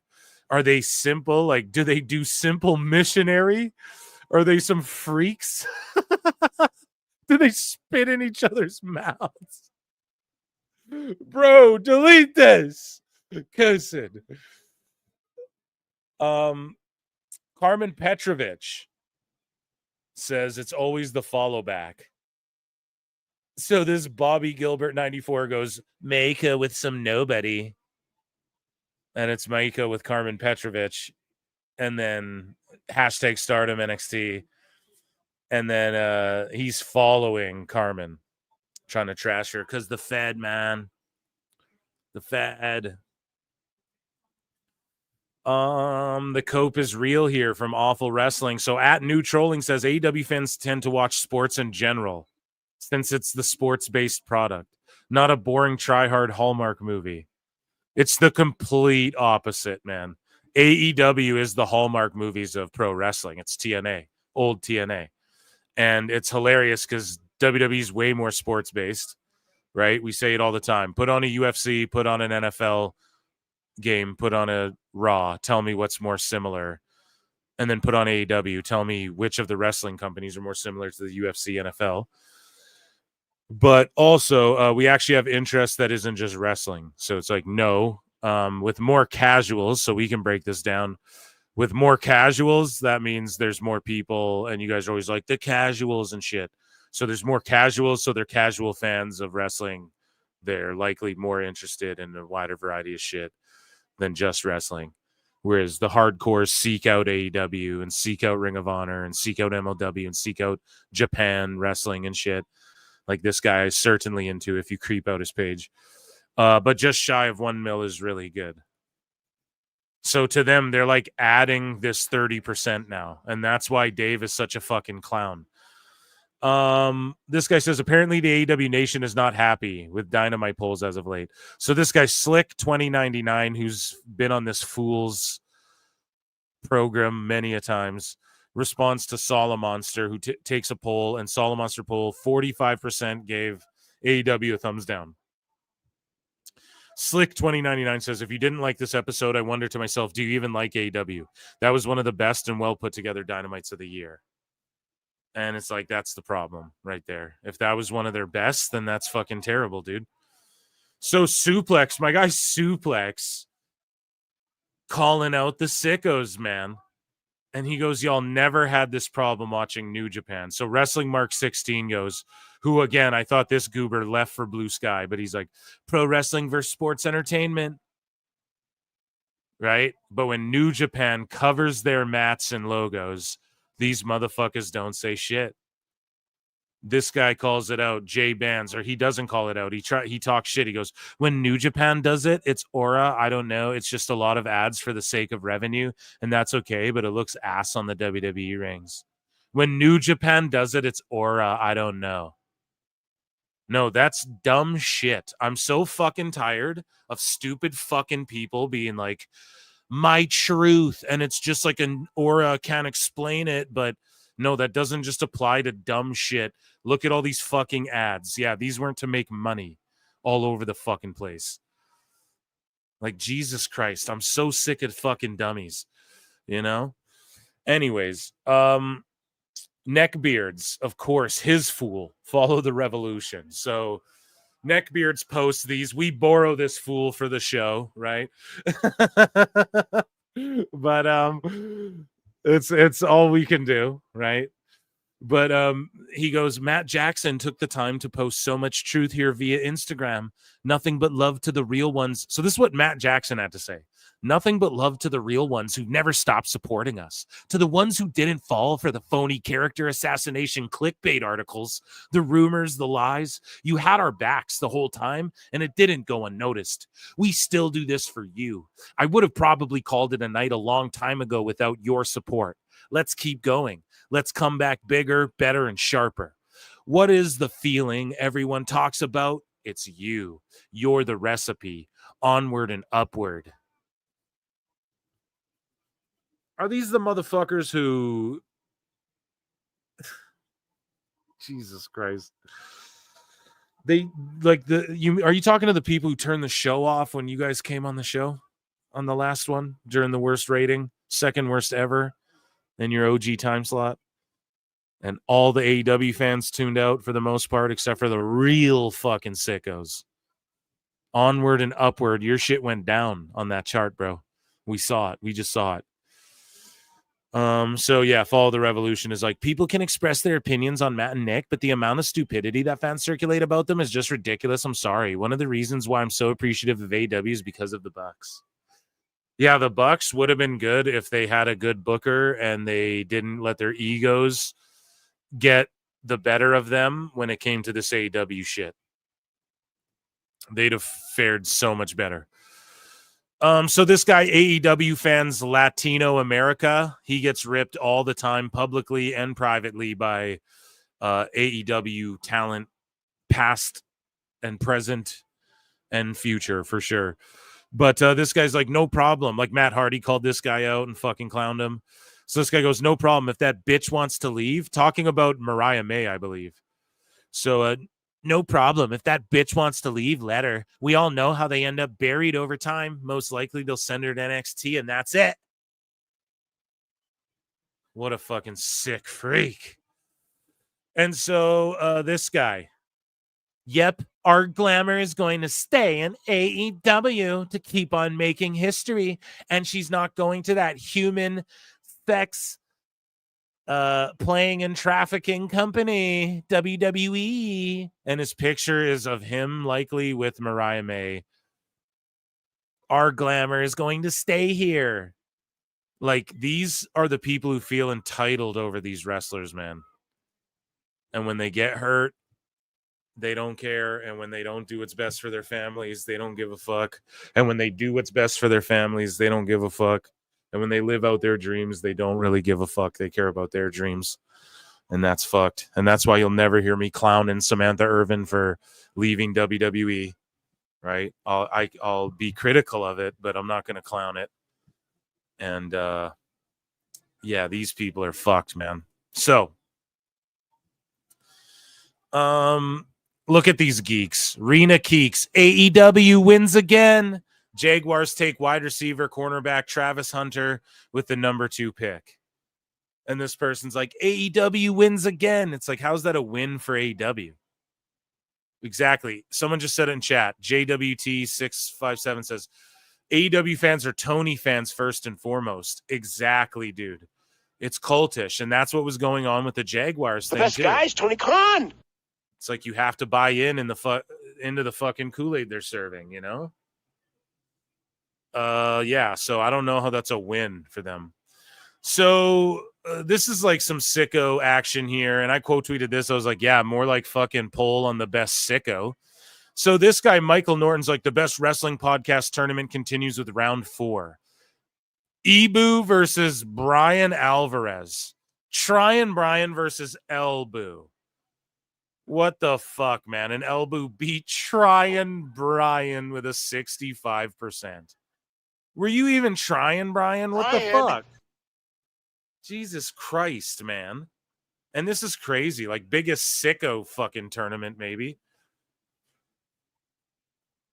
So here's a crazy ass Reddit post about this woman who is like gonna divorce her husband because he's fucking obsessed with pro wrestling. Okay, woman says pro wrestling is ruining her marriage. So let's read this here. R/relationship advice. So she says, my 26-year-old female husband, 33-year-old male, is obsessed with pro wrestling and it's ruining our marriage. Do I leave? Throw away as my husband is on Reddit. Oh, she's trying to say like her husband might be lurking this maybe. My husband was into pro wrestling as a kid, fell out of it, but over the last few years has eased back into it. I've never been a pro wrestling fan. I thought it was something that people watched as kids and grew out of, but he has become obsessed and it's escalating to a point where I no longer feel comfortable. Apologies as I may not get all the terms right. I'm exposed to wrestling a lot, but I try to avoid watching it. It started harmless enough. He'd watch the pay-per-view events like WrestleMania. Then he started watching recaps of the weekly shows. Now he's glued. See, you can't. Watching recaps of WWE is fucking redundant because they recap it all on the next show anyways, right? Anything you need to know, they'll fill you in. So you're never going to catch me like listening to Sam Roberts or Megan Morant unless it's like a clip like Karrion Kross going off on Twitter or whatever, and it's like a 2-minute thing. You know, the recap of the WWE shows, I don't know about all that. Maybe if I missed the show, you'd go and check it out, but to me, I was never like a post show. Sure, you know that can be cool sometimes. Smack talk or talking smack or whatever. That was a decent show for a bit there. But yeah, it's definitely like if you're watching the recaps of the shows of just WWE, that's pretty wild too, right? Like that's another level. So I'm not clowning the guy whatsoever. Not at all. We're a bunch of wackos and sickos here. But that is a level of dedication of like, oh shit, and you're recapping it again. You know, that's wild. Anyways, like if I've seen a match, I'm likely, sometimes I'll watch a match back, but I'm not likely to fucking go and like watch a YouTube thing back unless it's like Charlotte Tiffy and it's like, hey, we got to watch it and dissect it. But you know, your standard promo, even that TLC last night, like I might go back and watch it at like the end of the year when they do the end of the year recap show, you know, but anyways, and not dissing this guy, but I'm just saying he's locked in is what I'm pointing out here. Okay. Now he's glued to the couch every night. There's a live pro wrestling event. He watches multiple wrestling shows, not just WWE. He started spending money, I mean a lot of money on merchandise, t-shirts, hats, action figures, and fake belts, etc. I was okay with this as it was nice to see his passion reignited for something. He's been in a rough spot with work lately, but now pro wrestling is the only thing he cares about. He yells at the TV like he's part of the crowd, cheering or booing. When he's well, I mean, I do that too. When he's watching and when he's not watching, he constantly shouts their catchphrases randomly. He says things like yeet, acknowledge me, you can't see me. He actually gets irritated if I don't play along with him, like if I don't raise my hand when he says acknowledge me. So they're in the grocery store and he's like, acknowledge me, bitch. And she's like, okay, putting her one up. If you don't acknowledge me. Oh man, that's good shit. He yells at the TV like he's part of the crowd cheering or booing. Okay, sorry. This past weekend was the worst of it. Those of you who know it was WrestleMania. He asked me to refer to him as the final boss. Oh. Whoa. You fucking mark. It's pretty wild. I laughed it off and thought he was joking, but he wasn't. We actually got into an argument about it Saturday evening because he said I wasn't supporting him in the way he needs, and that whenever we were watching wrestling, I look bored, disinterested, etc. What the fuck? I look that way because I am. He's got to be watching 15 hours of wrestling a week easy. When Jey Uso she just spells her won at WrestleMania, he literally jumped on top of our couch waving his arms. It was embarrassing and I left the room. I don't want to say too much regarding our intimacy, but he's asked for a lot of role playing lately. Oh shit. You what? A real sick son of a bitch. Yeah, let me shit on your head. Pretend we're in a hotel room and let me take a shit on your head. Yeah, call me the final boss. No, not The Rock. I'm Mako Satomura, okay? You be Aja Kong. Oh, fuck. Holy shit. Oh, man. It's got me very concerned. The things he's asked me to do and say make me super uncomfortable. It's all wrestling. Holy shit. Things have taken a toll on me mentally. It's nonstop. He sends me memes of Roman Reigns and a bunch of other wrestlers. He talks like them, acts like them, and demands I participate in his little performances. Yeah, are you sure you're not like dating a child? Is he 33 in dog years and this is a dog or something? Like, what the fuck? Sunday night, the wrestler he wanted to win didn't win, and it's still affecting him today. His mood's sour and he seems depressed. I hate to admit it, but it's been kind of nice. See, women are fucking sociopaths, dude. That's insane. He's like mentally ill. She's like, well, it's actually nice because he's shutting the fuck up. He's like mentally distraught. And she's like, I gotta be honest. It's been... Just kidding, ladies. He hasn't been as loud and noisy as usual. So Reddit, I need help. No, he needs fucking help. I just don't think I can deal with it anymore. He sings the wrestler song, so he goes like, oh. He does their sayings. Can you smell what The Rock is cooking? He's got all their t-shirts. Bullet Club. He's even got tickets for us to the next show coming through in about 3 weeks. But I just don't think I can take it. Well, I say let's ask our correspondent here, our love expert, our relationship expert here, Dwayne The Rock Johnson. What do you think she should do? Shut up, bitch. Oh, there you go. You married him. Tough titty. No. Round of applause for our sicko segment and that lady. She's definitely going through it.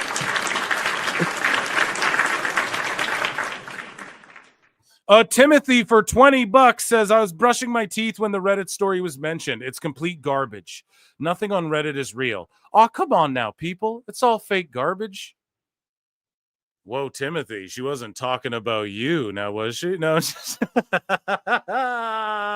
for dirtbags and lily pickers. Listen, man. It could be real or fake. Who fucking knows? People go on Reddit and ask for advice all the time on like everything.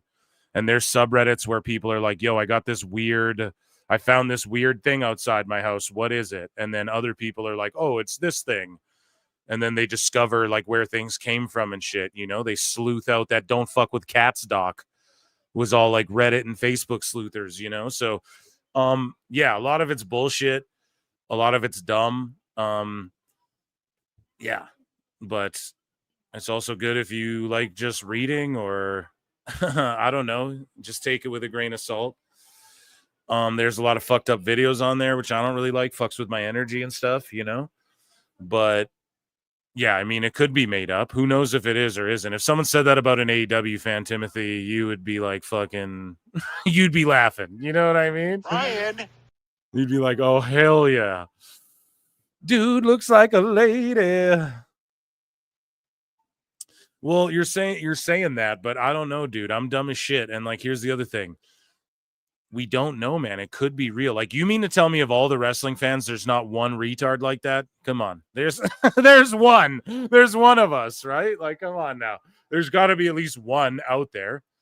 Probably more than one. Okay.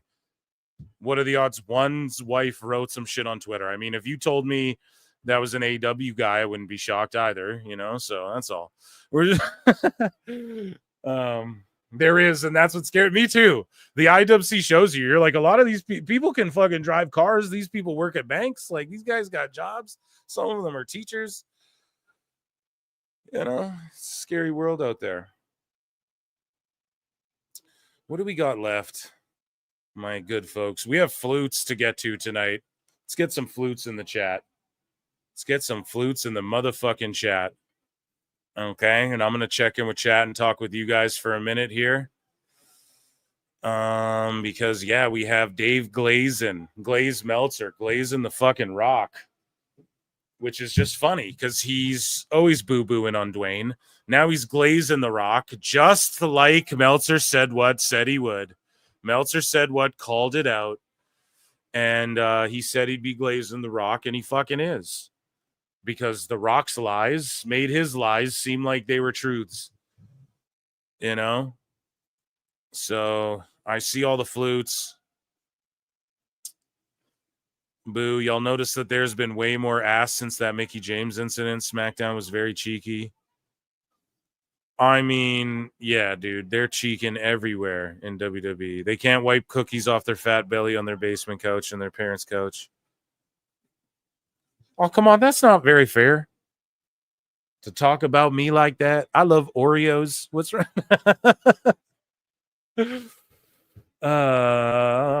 Orton needs to call his lawyer. I agree. I said that earlier.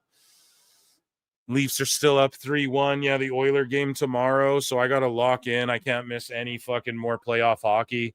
I've seen every highlight I need to see from what I've missed, essentially. And yeah, we're 3 games in. So basically coming from behind, but we're in Edmonton. So I'm going to get super invested again. I literally was so devastated when they fucking choked. When they choked there. But Mickie James was cheeking out at that indie show during Mania. Yeah, Thicky James, man. We covered it here. Okay, so I just need to hydrate. I'm going to chug a bunch of soda water before we make fun of Dave Meltzer here. As we watch UFC. Was Collision on tonight?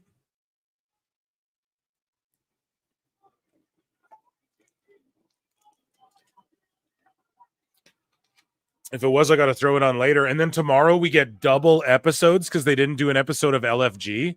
So we get double episodes of LFG tomorrow. Back to back, man. That's going to be fucking awesome.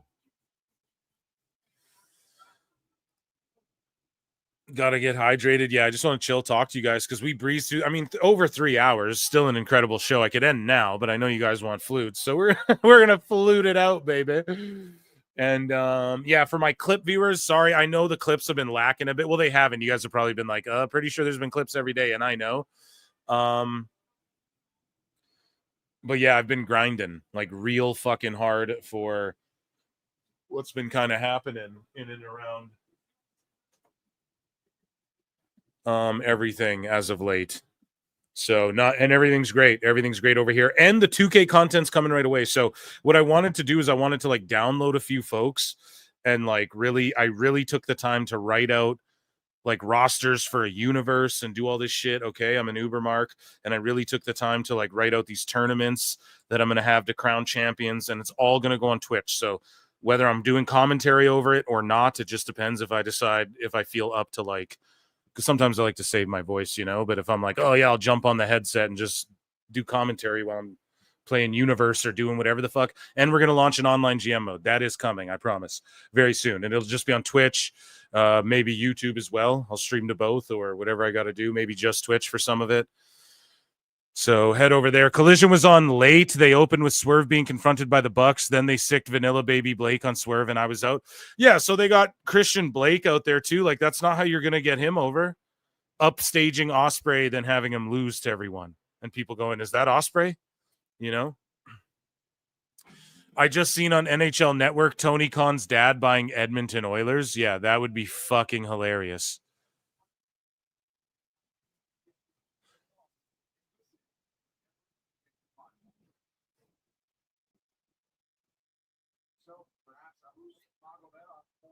Okay, so don't worry, we're playing flutes. I'm just wiling out over here, chugging soda water. I have one of these set for life scratch tickets. You guys fucking hopefully I luck out and win this thing, huh? That'd be amazing. You guys will know if you don't hear from me. I'm either dead or on an impromptu vacation. Or the Jericho cruise.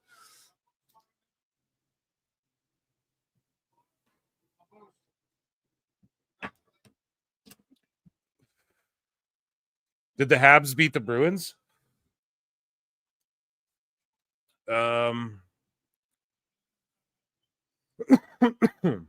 Bruins aren't in? Okay, yeah. Again, I'm just tapping in. I was behind a couple games there. I missed the first few games, just so busy. But I'm locked in now for playoff hockey.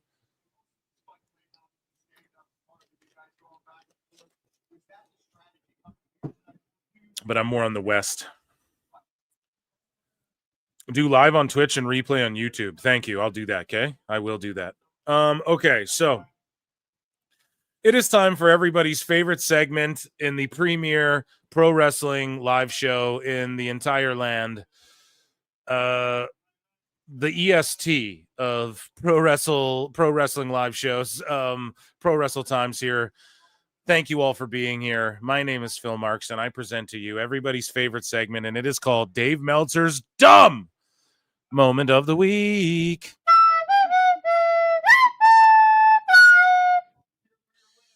So Dave Meltzer on The Rock missing WrestleMania 41. Dave says, actually, one time I was even told, I was actually like, Brian, I was actually told this. If you really want him there, go and report that he's absolutely not coming because he might get so mad that he'll come, which I never did because that's not my place to do, Brian. Okay, Dave. Brian. Who told you this? You don't have that type of power over anybody. You did say that he wasn't coming. You were saying that. And then you were just going, but he might be there. Okay. So how about shut the fuck up, dude? Stop lying now. Stop feeling yourself. This is why you don't tweet out Dave deserves an apology. Dave was absolutely right for the easy fucking, all these hacks. Meltzer was right, huh? The fucking easiest thing to tweet out for 1,000 likes that day. Like, man, go fuck yourself. No, he wasn't. Right? He was just 50-50 guessing shit like he always does. Now he's feeling himself. You don't give Dave an inch, he takes a mile of tongue. Okay? So let's move along here. So Dave Meltzer's getting into it with people. He's feeling himself. This guy says here, this guy says, so you're saying TNA and Joe should have said no. Meltzer goes, not at all, but they should have said, respect our world champion. How do you know they didn't? That was the utmost respect. Randy literally respected him at the end and booked an exciting match. It was exciting. It was the moment of mania with Randy endorsing him when it's over and both leave with their heads high posing together. No, Dave, in your fantasy 2K video game Mark world, you want the Lucha Libre world champion to come in and challenge the WWE world champion and fucking take him to the limit and both look strong. No, that's not what happens, buddy. There's a hierarchy here. And Dave, here's the thing. They've established that TNA guys go to the limit with NXT guys, but not main roster guys, and neither do NXT people. Only a couple of them thus far, like the ones who get perma called up, So Meltzer saying their heads held high posing together. They did do that. And then Orton RKO'd him. And Hendry explained it. We covered it on the last show. Hendry's like, dude, RKOing is like making you famous. It's a sign of respect. Remember when Matt Riddle got RKO'd? He got like RKO'd into acceptance, like, right? And we all put it over because it was awesome and we all loved RK Bro. But now Dave's going to flip it because he was a Riddle mark from the indies and shit. But now he's not going to keep the same energy for Joe Hendry because he's got to beef with TNA.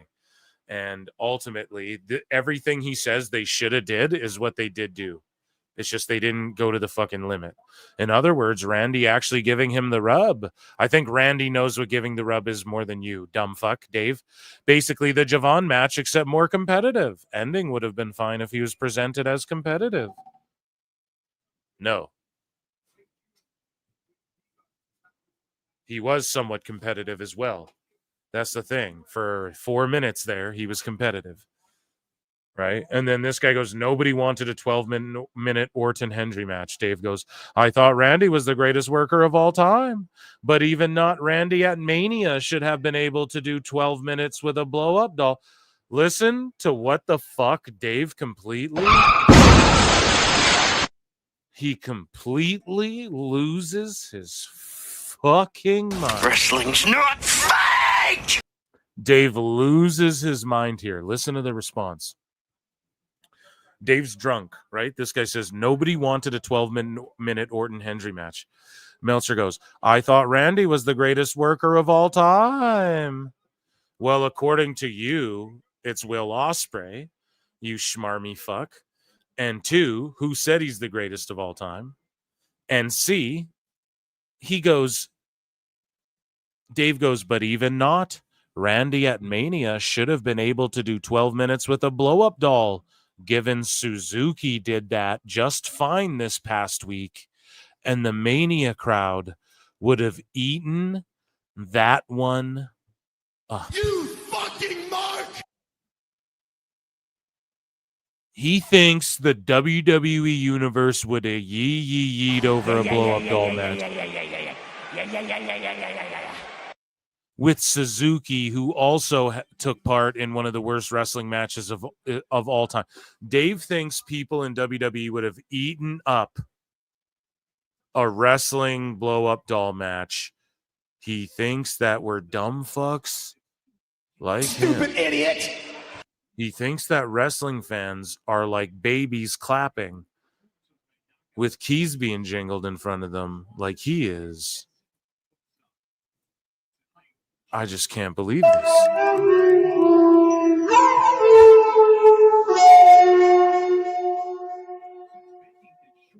And then Gilberti just with the Biden gif, because of course. And he goes, I thought Randy was the greatest of all time. Yeah. So he doesn't have to go 12 minutes. That, Dave, this is how dumb you are. He's so good that he made a moment with Hendry in like 4 minutes. And it's like moment of mania, realistically. And Hendry's like selling out of shirts. Selling out of them, hand over fist, every size. His WrestleMania commemorative shirt. Okay?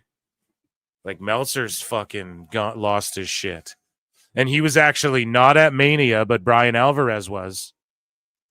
And guess where Dave was? Watching in Vegas, watching that fucking Suzuki match with the blow-up doll over Mania weekend.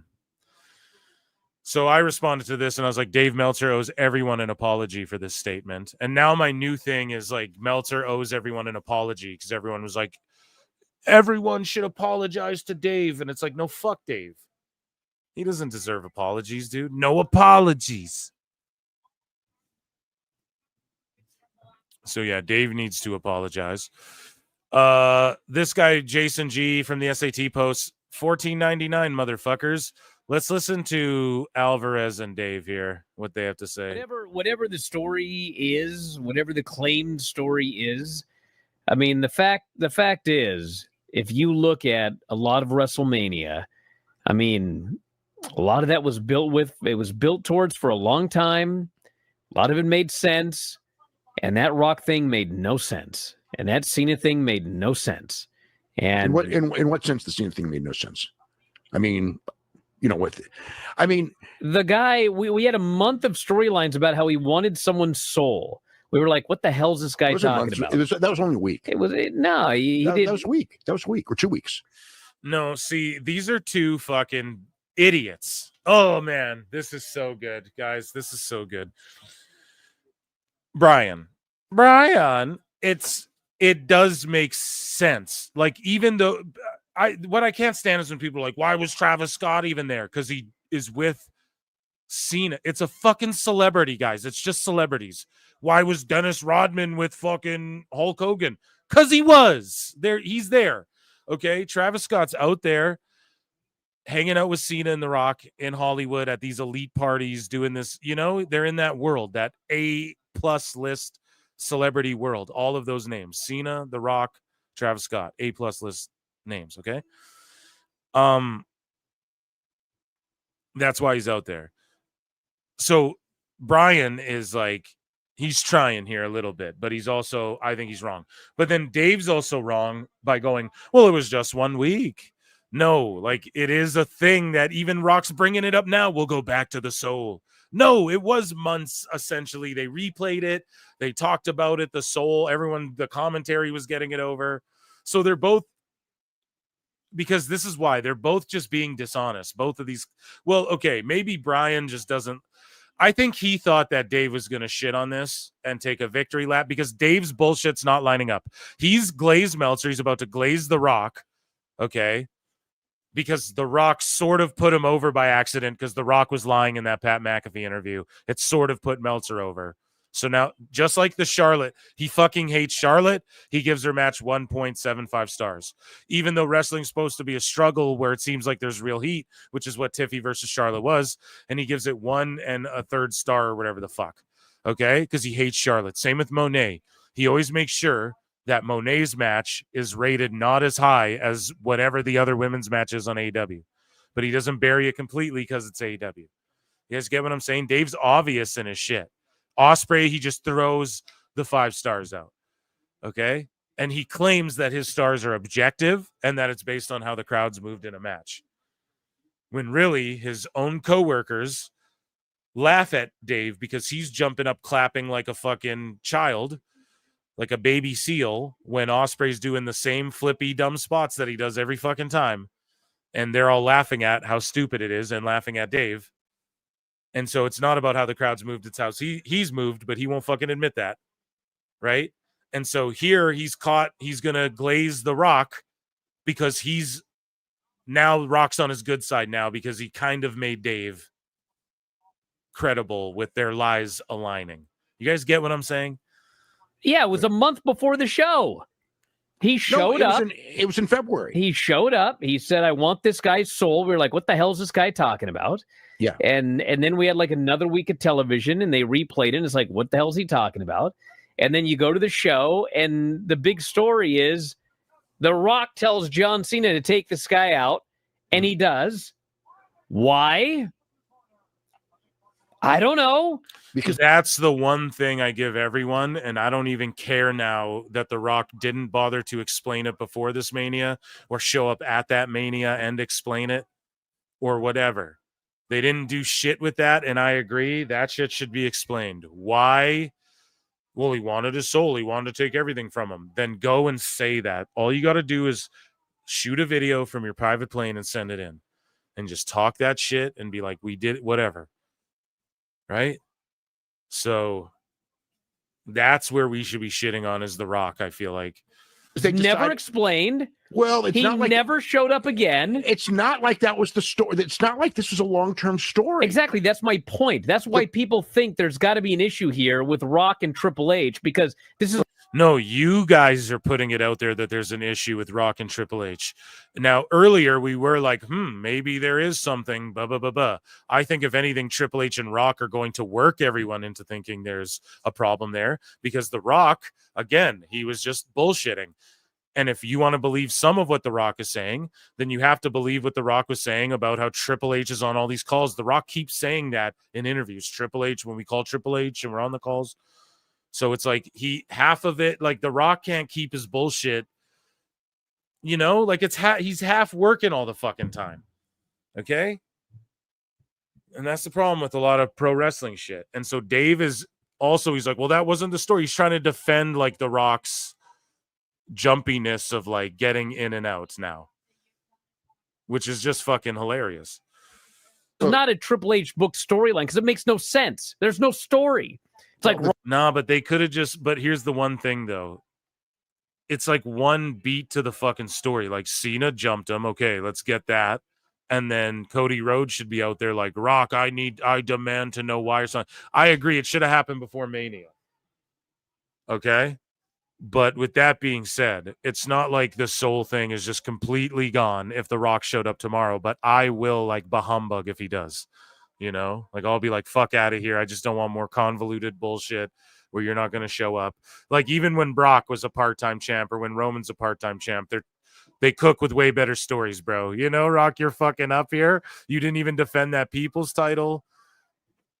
Whatever. Just if you're going to go do Scorsese movies, just say, I'm only showing up here to deliver good news. Like I'm just the good smiling Rock who puts WWE on my back and puts the boys on my back, and I'm gonna go do Hollywood and elevate this thing. Just play that role and be the babyface instead of like half being in the shit and not. Because who's suggesting he's in it? Probably him and like Nick Khan and shit, you know.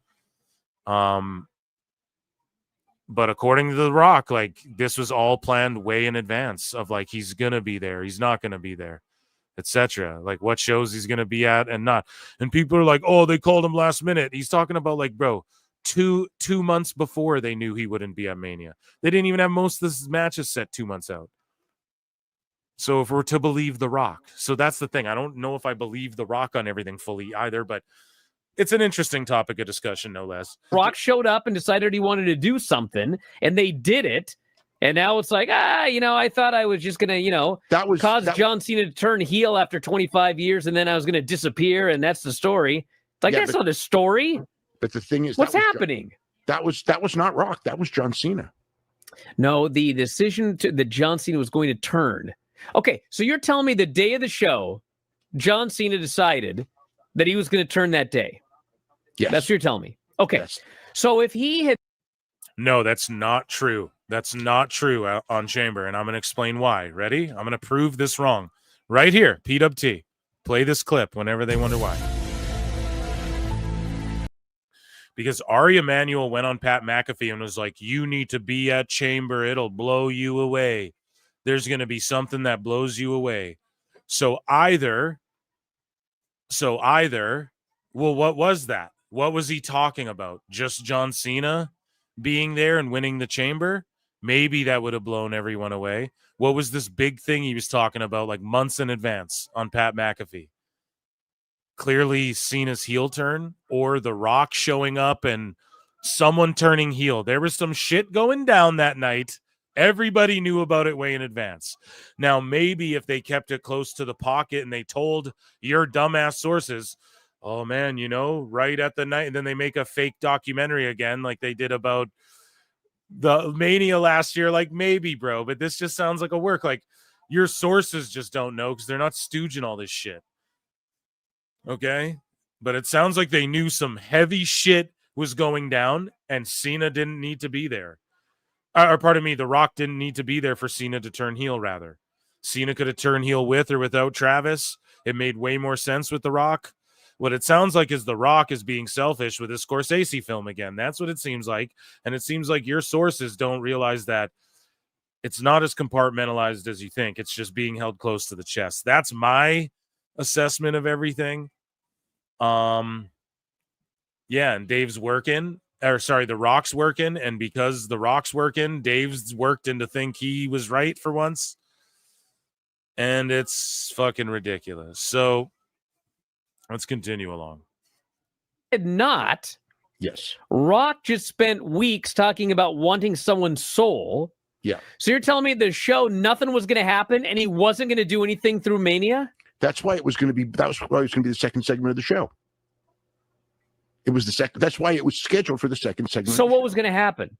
Cena or Cena was scheduled for the second segment or whatever he's trying to say. And the Chamber match, they weren't going to main event with that Chamber match with Punk and Cena and all that. And they had and then they had to get Punk to agree to do a tap out with a fucking cinched in heel. Like, this is why these guys are just talking out of their asses, because the Chamber match, Cena did heel shit. It was the heel thing to accept the stomp from Seth and then drag, and also he didn't cover Punk. He fucking dragged him and slapped him in a submission. That's heel shit. Okay. So Cena, then they had to go over, okay, I'm going to heel in this match now. The whole Chamber match has changed now because I'm turning heel. Right? The whole fucking how the ending plays out has to be me planting seeds of healing on everyone. And that's why Dave's just like, I don't know, but it was planned for the second segment. No, you're a fucking liar. The Rock's a liar. You're all carnies, bro. You're all lying. Liar! Okay? Liar! Tell us what you know, you goddamn liar! So... And someone just said it, Cash Monet. I used to think Brian Last was way overblown with his Rock takes. Now I just think he's kind of overblown. Yeah. Brian Last, I think. And again, I hate to be harsh because I do love The Rock. I'm a fan. Nothing will change that. I think people are too harsh on his movies too. And I'm not mad that he came. Like, I don't care. I'm not one of these people who's like, oh, The Rock wasn't there. It is a piss off, but it's like, I don't know, dude. It's like, okay, was Die Hard fucking 2 as good as Die Hard 1? You know, like, Jesus Christ, we're not going to knock it out of the park every time, right? We thought Jar Jar Binks was bad, and then we fucking got the new trilogy of Star Wars, and we're like, yeah, he wasn't so bad, you know? So hindsight's 2022, you know? Like, next year they might do some shit, and we're like, oh my God, and we just forget about, you know, we just remember the Joe Hendry, Randy Orton shit mostly. So, yeah, I do agree with Brian Last's take, though, more and more on The Rock, whereas I used to kind of I was like, he's so harsh on The Rock, but I kind of agree with it more and more, I got to be honest. I figured he would do something. He was just going to show up and say, nope, you don't get my soul, and Rock was just going to go away, and that was going to be it? He was probably going to cut a promo on Cody in some form. To build what? To build allegedly, he was just disappearing the next day and not doing Mania. To build the turn that would happen at Mania. He was going to cut a promo on Cody to build a turn at Mania involving another guy, and he wasn't going to be at Mania. Well, he probably would have been at Mania for that. Oh, but my God, Dave is so stupid. Well, I mean, for that, he would have went and did it. No, man. Oh, my God. Rock did Damage Control. You all got worked. Everyone's tweeting out, they should give Meltzer an apology. Oh, everybody. Stupid idiot. Tweeting that shit out. Nobody should apologize to Meltzer ever. Listen to this bullshit. We just said he wasn't going to be at Mania, and you'd always been told he wasn't going to be at Mania. See, Dave just got caught fucking lying by trying Brian. We have to give Brian his flowers there, okay? Because he's like, because this Brian. Is everyone's like, man, Dave had it down to a T, blah blah blah, and they don't understand how this storyline doesn't add up the way Meltzer ever said it did. He wasn't right about shit. He wasn't right about a fucking goddamn thing, period. It's just that he 50-50 does this I don't know shit, and then one of his guesses were kind of what The Rock bullshitted about. That's all this is, folks. 2 lies made it right here, at least in people's minds, and they're fucking stupid. So here's the thing. Alvarez just caught him right there. Well, Dave, you've been trying to say that The Rock wasn't going to be there this whole time, and that's what you've known this whole time, and that's what people are trying to give Dave credit for online. Everyone knows him an apology. He knew the whole time The Rock wouldn't be there. And why do you think The Rock and Brian Gewirtz went at Dave when he said that? Because it hurt their egos. Now look at Dave, bumblefucking, trying to put over The Rock, but he's so full of his own shit. And he doesn't know anything he says ever. That's why he's inconsistent. Because like if you're lying all the time, you can't keep up with all your bullshit. Eventually it blows up in your face. So that's what's happening with Dave. It's gonna blow up in his face. And it has been over and over. Because it's all in my head. I think about it over and over again. I replay it over and over again. I miss Ospreay so bad. Ospreay, Tony Khan. But you know, Dave is I'm mental, guys. Sorry. But yeah, Dave definitely is just trying to glaze Meltzer here, glaze The Rock, and hate on Triple H. That's the fucking agenda that he's got moving now until Brian Gewirtz and The Rock tell him to shut the fuck up again. Or The Rock tell Dave to shut the fuck up again. Yeah, because the whole thing was thrown together at the last minute. Okay, this doesn't make any sense. Yeah, the whole thing was thrown together at the last minute. So the whole thing of him not being there that you said that the whole time that whatever you knew, the story, and you're trying to claim credit for, and and here's the problem with Dave too. He's not out there correcting people saying no, he's just taking the credit for it. It's pretty fucked. So Meltzer said what? Says Meltzer, of course, is now rationalizing all of The Rock's bullshit on Observer Radio because the blind squirrel found his yearly nut. The Alvarez completely destroyed his argument by simply asking him to explain logical storyline questions. The Rock and Meltzer are complete frauds.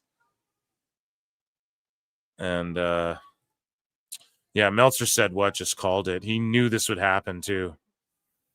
So here we go. Dave Meltzer tweets out AEW last night did 521K, 0.14, way below usual. What's way below usual? 650? That's not way below. 2 NBA playoff games and 1 NHL playoff game head-to-head, 5th each hour. He would never say this for NXT. Hurt by 5 p.m. West Coast start. Max doesn't include max number. What a complete dumb fuck.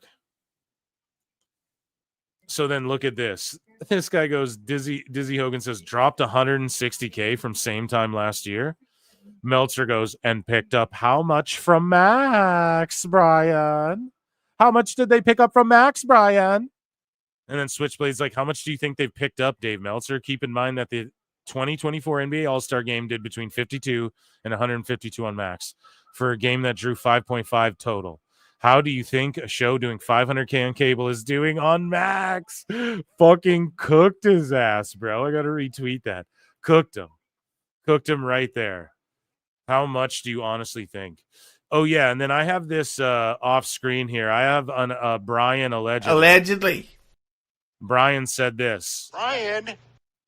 On K100. So whether it's out or yet, I apologize. We're going to fucking...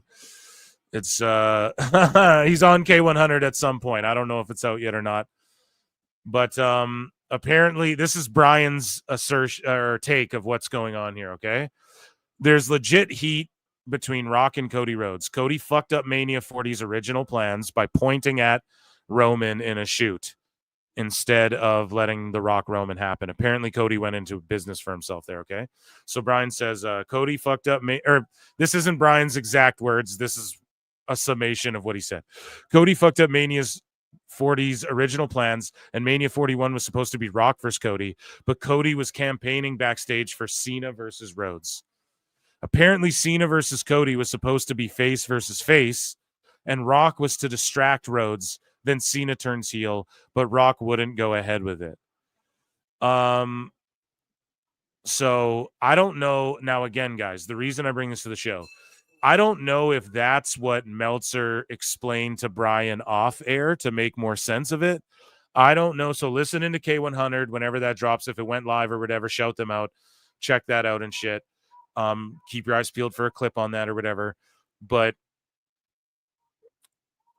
yeah, I'm gonna listen to that whole thing. If Alvarez is on K100, I'm gonna get linked to that for sure when it drops, if it hasn't already. So because I would love to know more context there. And is that what Dave told him after the fact? Is he just regurgitating? Is he just saying like, well, what we're told, what Dave said is that this series of bullshit happened. So I don't know, repeating it on K100. Hopefully it doesn't pick up too much steam because it's just a little ridiculous. You guys know what I'm saying? And yeah, I'd love to know what the max numbers are and what Dave thinks the max numbers are. So yeah, Triple H's thought says, yo, when did Meltzer start carrying the Rock's piss bottles? Right. Timothy for 10 says, did you actually comment about Die Hard? Did you question whether 2 was better? Sure, yeah. I don't know. I just was throwing shit out there. Like, yeah.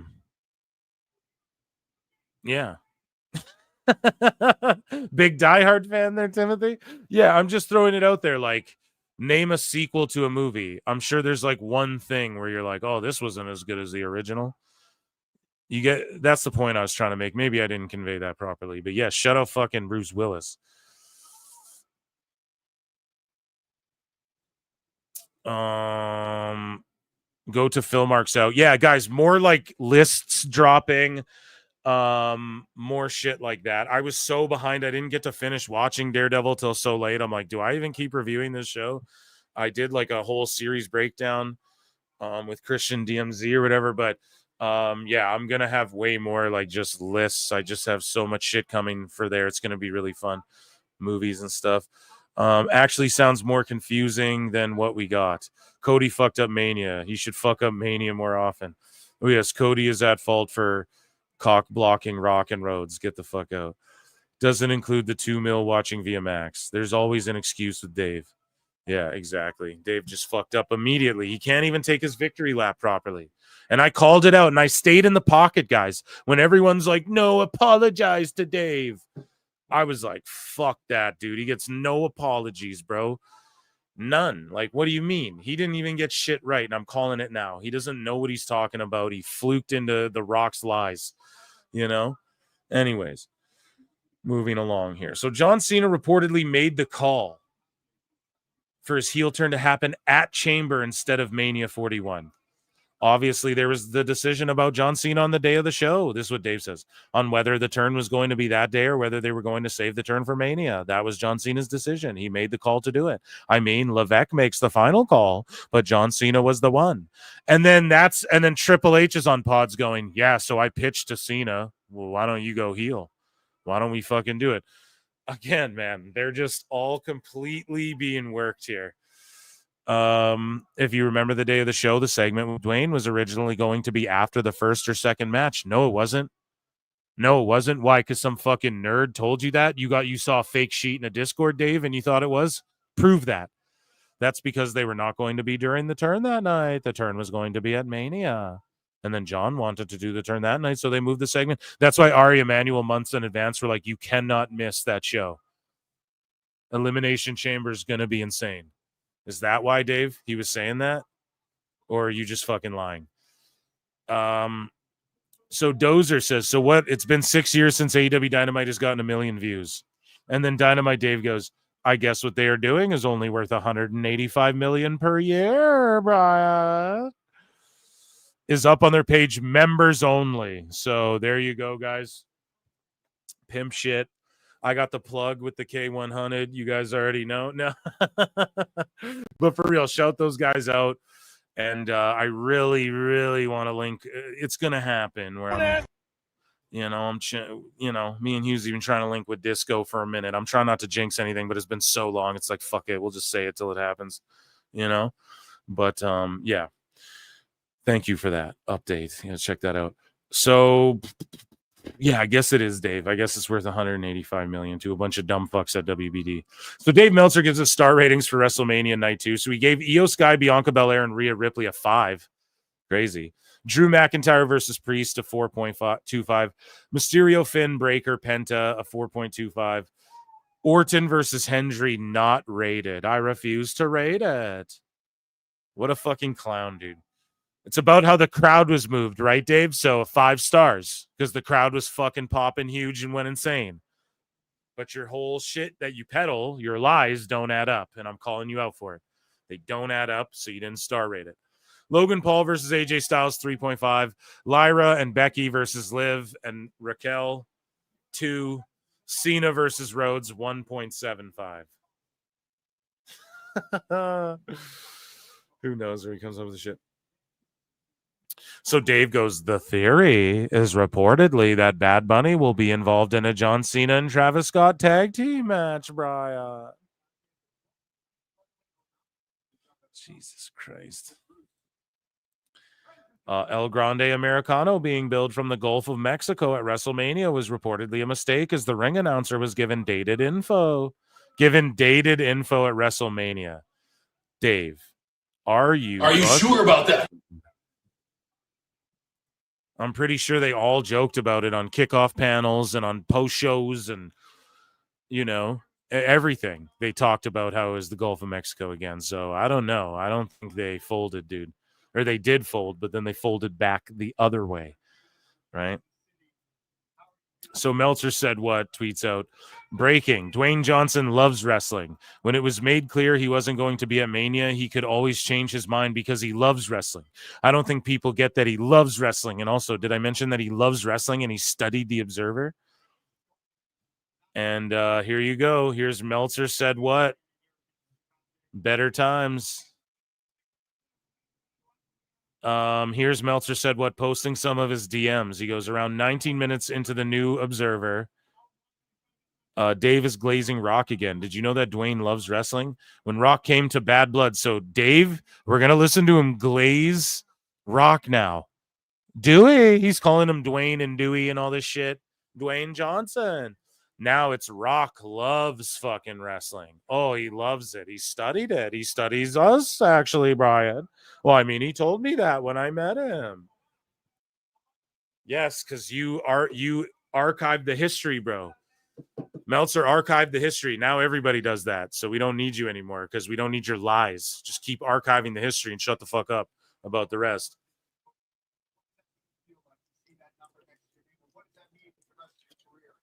So, yeah, he just basically glazes the Rock. This guy came to Chatham, the exact same thing. I don't know what Trump's former aide has to do with anything. Then he showed up at Bad Blood. He showed up at Bad. Well, that's where it. Okay, so that's really where I kind of heard from people who knew when he showed up at Bad Blood, because I thought, oh, three-way, Rock, Roman, and Cody. Because when Bad Blood ends, that's what you think, because they're both in the ring. Yeah. You go, we're doing a three-way, and I go, that's freaking awesome, because Rock always wanted to do a match with Roman, and Rock and Cody's a big-time program. Mm-hmm. Plus, Cody needs to get his win back, and so that is actually where I first found out, because I go, oh, is that happening? And it's like, there's a lot of people upset with Dwayne, and I go, why would you be upset with Dwayne, right? And it's like, because he did that, he led you to believe you're going to have this great match, and he goes, that's not happening. He's not going to do a match now. He when I say made it clear, it was said, but it was always like, look, he can change his mind anything through early to mid January. So you were told a match that never happened either. So you were told bullshit then. So Dave is just bullshitting right now and saying that he was told bullshit back then. He wants to do it. If he gets the bug, he can do it. And it's like, yeah, his schedule, whatever it was, he cited schedule, for not doing it. But we all thought that again, when people go like, you're saying he's not going to be there. And I kept saying, like, come the day of the show, there's going to be however many people, 50, 60,000 people there. And he loves wrestling. Yeah, he really does. I mean, I don't think people really get how much he loves wrestling, because it's not just what he did, and it's not just that his grandfather and father were wrestlers. Well, that's a huge part of it. He grew up in a wrestling family. There's lots of these guys, the Usos and Roman and Cody, who grew up in wrestling families, but and I think, and some of whom studied it. And I think some of them studied the Observer. But Dwayne, from 12 years old and maybe younger, he studied this thing. Like, he was not, some guy, this guy, he's reading the Observer. Oh my God. He's really studied the business because he read the Observer. That's literally what the fuck he's saying, man.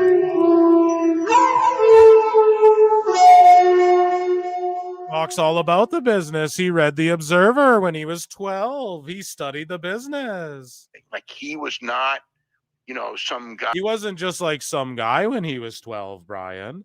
He wasn't just like other 12-year-olds who wanted to wrestle. He was reading the Observer. He was reading me.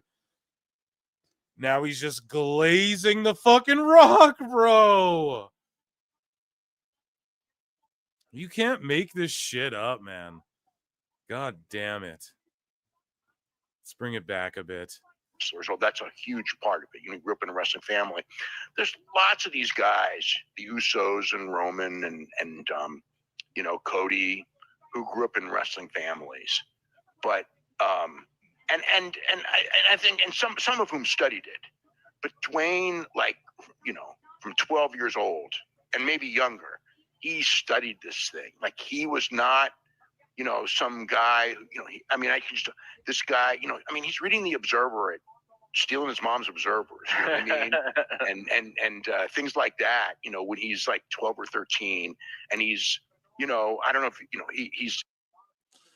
And I don't know if he was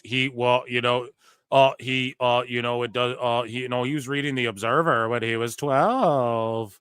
I gotta quote tweet this. This is insane. Dave is the biggest clown shoes ever. Wowza. Pretty nuts. Okay. That's pretty insane. We move along. Literally the worst match ever seen in person. Voted. This is like the worst wrestling match ever. I think was Suzuki versus Butterbean. Meltzer said, "Oh, you know, Suzuki worked a blow-up doll for 12 minutes, and the WWE fans would have ate it up." Meanwhile, he worked Butterbean, and the fans fucking hated it and thought it was dumb and shitty. So, and look, of course, Dave wasn't at Mania, but he was here for this.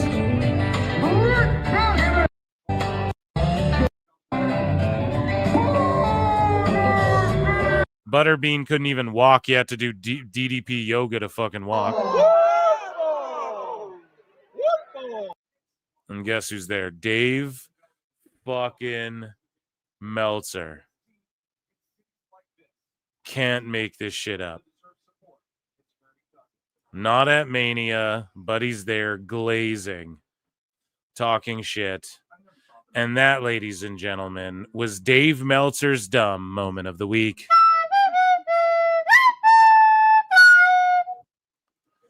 Okay, folks, I'd like to thank you all for being here. I love you all so much. Let me check in with chat. I lost all respect for Suzuki. Yeah, he fell off the sticky pages of the Observer. Okay, Dave is pathetic. He educated himself using my publication, Brian, just like Tony Khan. Yeah, dude, how would Dave even know this? He doesn't. He's just talking so much shit. He's talking so much shit. You know? But listen, I love you all. Take it easy. Over 400 watched tonight. Round of applause for the PWT universe. We're getting stronger every day. Okay. YouTube.com/@ProWrestleTimes, YouTube.com/@ProWrestleClips, YouTube.com/@PhilMarksOut, Patreon.com/ProWrestleTimes. Hit that like, hit subscribe. Stay hydrated. It's getting so beautiful out and nice. I know it's rainy, it's cloudy here and windy today, but I kind of like that weather too, you know. And yeah, I just appreciate you all for being here on this Saturday night. If you're over on X, consider checking me out on YouTube or vice versa. You all are the goats. I will give you a goat with that. I will give you a be gone. I will see you Monday. Okay.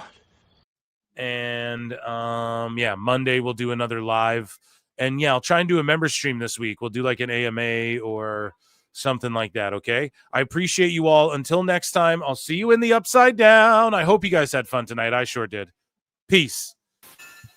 It is a fast-acting viral strain that infects the host immediately, and upon getting sick, the infected will become racked with coughs, sweat profusely, and start to get the shivers and chills. There he is, the legend. The man, the myth, the legend. Yeah. You can't literally run a promotion just for the AEW, what do they call them, sickos? Thank you very much, TikTok and AEW. See you tonight.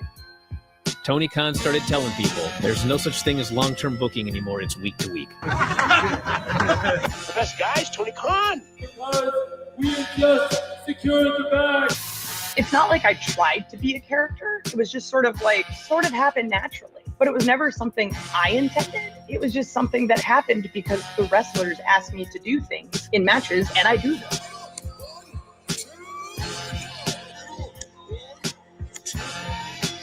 If you run a promotion just for the sickos, you're going to do 400,000 viewers eventually.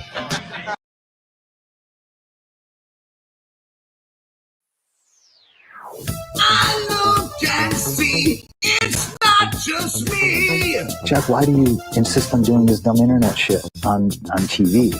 I look and see it's not just me. This place is a fucking joke, man. You're a clown. I quit. So many of us have stood where I stand. We are the young, so raise your hand. So many of us have stood where I stand. We are the young, so raise your hand. They call us problem child. We spend our lives on trial. We walk an endless mile. We are the youth gone wild. We stand and we won't fall. We're 1 and 1 for all. The writing's on the wall. We are the youth gone wild. No. It doesn't make logical sense, but it makes. Well, yes, of course. But it makes wrestling booking sense. Of course, this makes no sense. Of course, okay, it makes no sense. However, in pro wrestling booking, which often makes no sense, you would do that. It's about making money. It's not about anything else. Wrestling's always been about making money first and foremost. That's it. I look and see it's not just me. Last weekend was the greatest weekend in AEW history. This is the greatest week. I look and see it's not just me. Security, my safety, my life was in danger at a wrestling show. So many of us have stood where we stand. We are the young, so raise your hand. So many of us have stood where we stand. We are the young, so raise your hand. We call this problem child. We spend our lives on trial. We walk an endless smile. We are the youth gone wild. We stand, we won't fall. We're one and one for all. The writing's on the wall. We are the youth gone wild. We call this problem child. We spend our lives on trial. We walk an endless smile. We are the youth gone wild. We stand, we won't fall. We're one and one for all. The writing's on the wall. We are the youth gone wild. Get wild! Yeah! If you're familiar with how we do things often here on these Wednesdays, it's a lot like one of my favorite movies, Time Cop. What? Fuck you. Fuck you. Yeah! Fuck! Yeah! SDL. Two bad bitches, one hot shot. B3 CCA, bitch. Two bad bitches, one hot shot. Hello, hello. It's that B3 flow. You said you know me? I think you don't. My friends are rich and you're looking hella broke. With Matt, I'm the real rough rider. Can't keep up, my arms must be tired. Slow-mo, super villain, Zack Snyder. You talk shit, but I know you're a subscriber. DSL on our lips cause we're naughty. Hannah Montana acting like Miley. We can't stop cause we're the life of the party. Got your man squirming Scotty too hottie. SDL with a dollar sign code. B3CCA with the 3 cause I'm cool. Face hat, ass hat, say that. Two bad bitches, one hot shot. Haters got a grip that's priceless. Haters got no dishes that's wifeless. Diamonds in my mouth, I'm priceless. Always ready for a fight, can't try us. You thought I'm a thotty, you thought wrong. Just a hottie with a body and a thong. You wanna fight? Let's get bloody like Gary. I'm queen of the prom. SDL.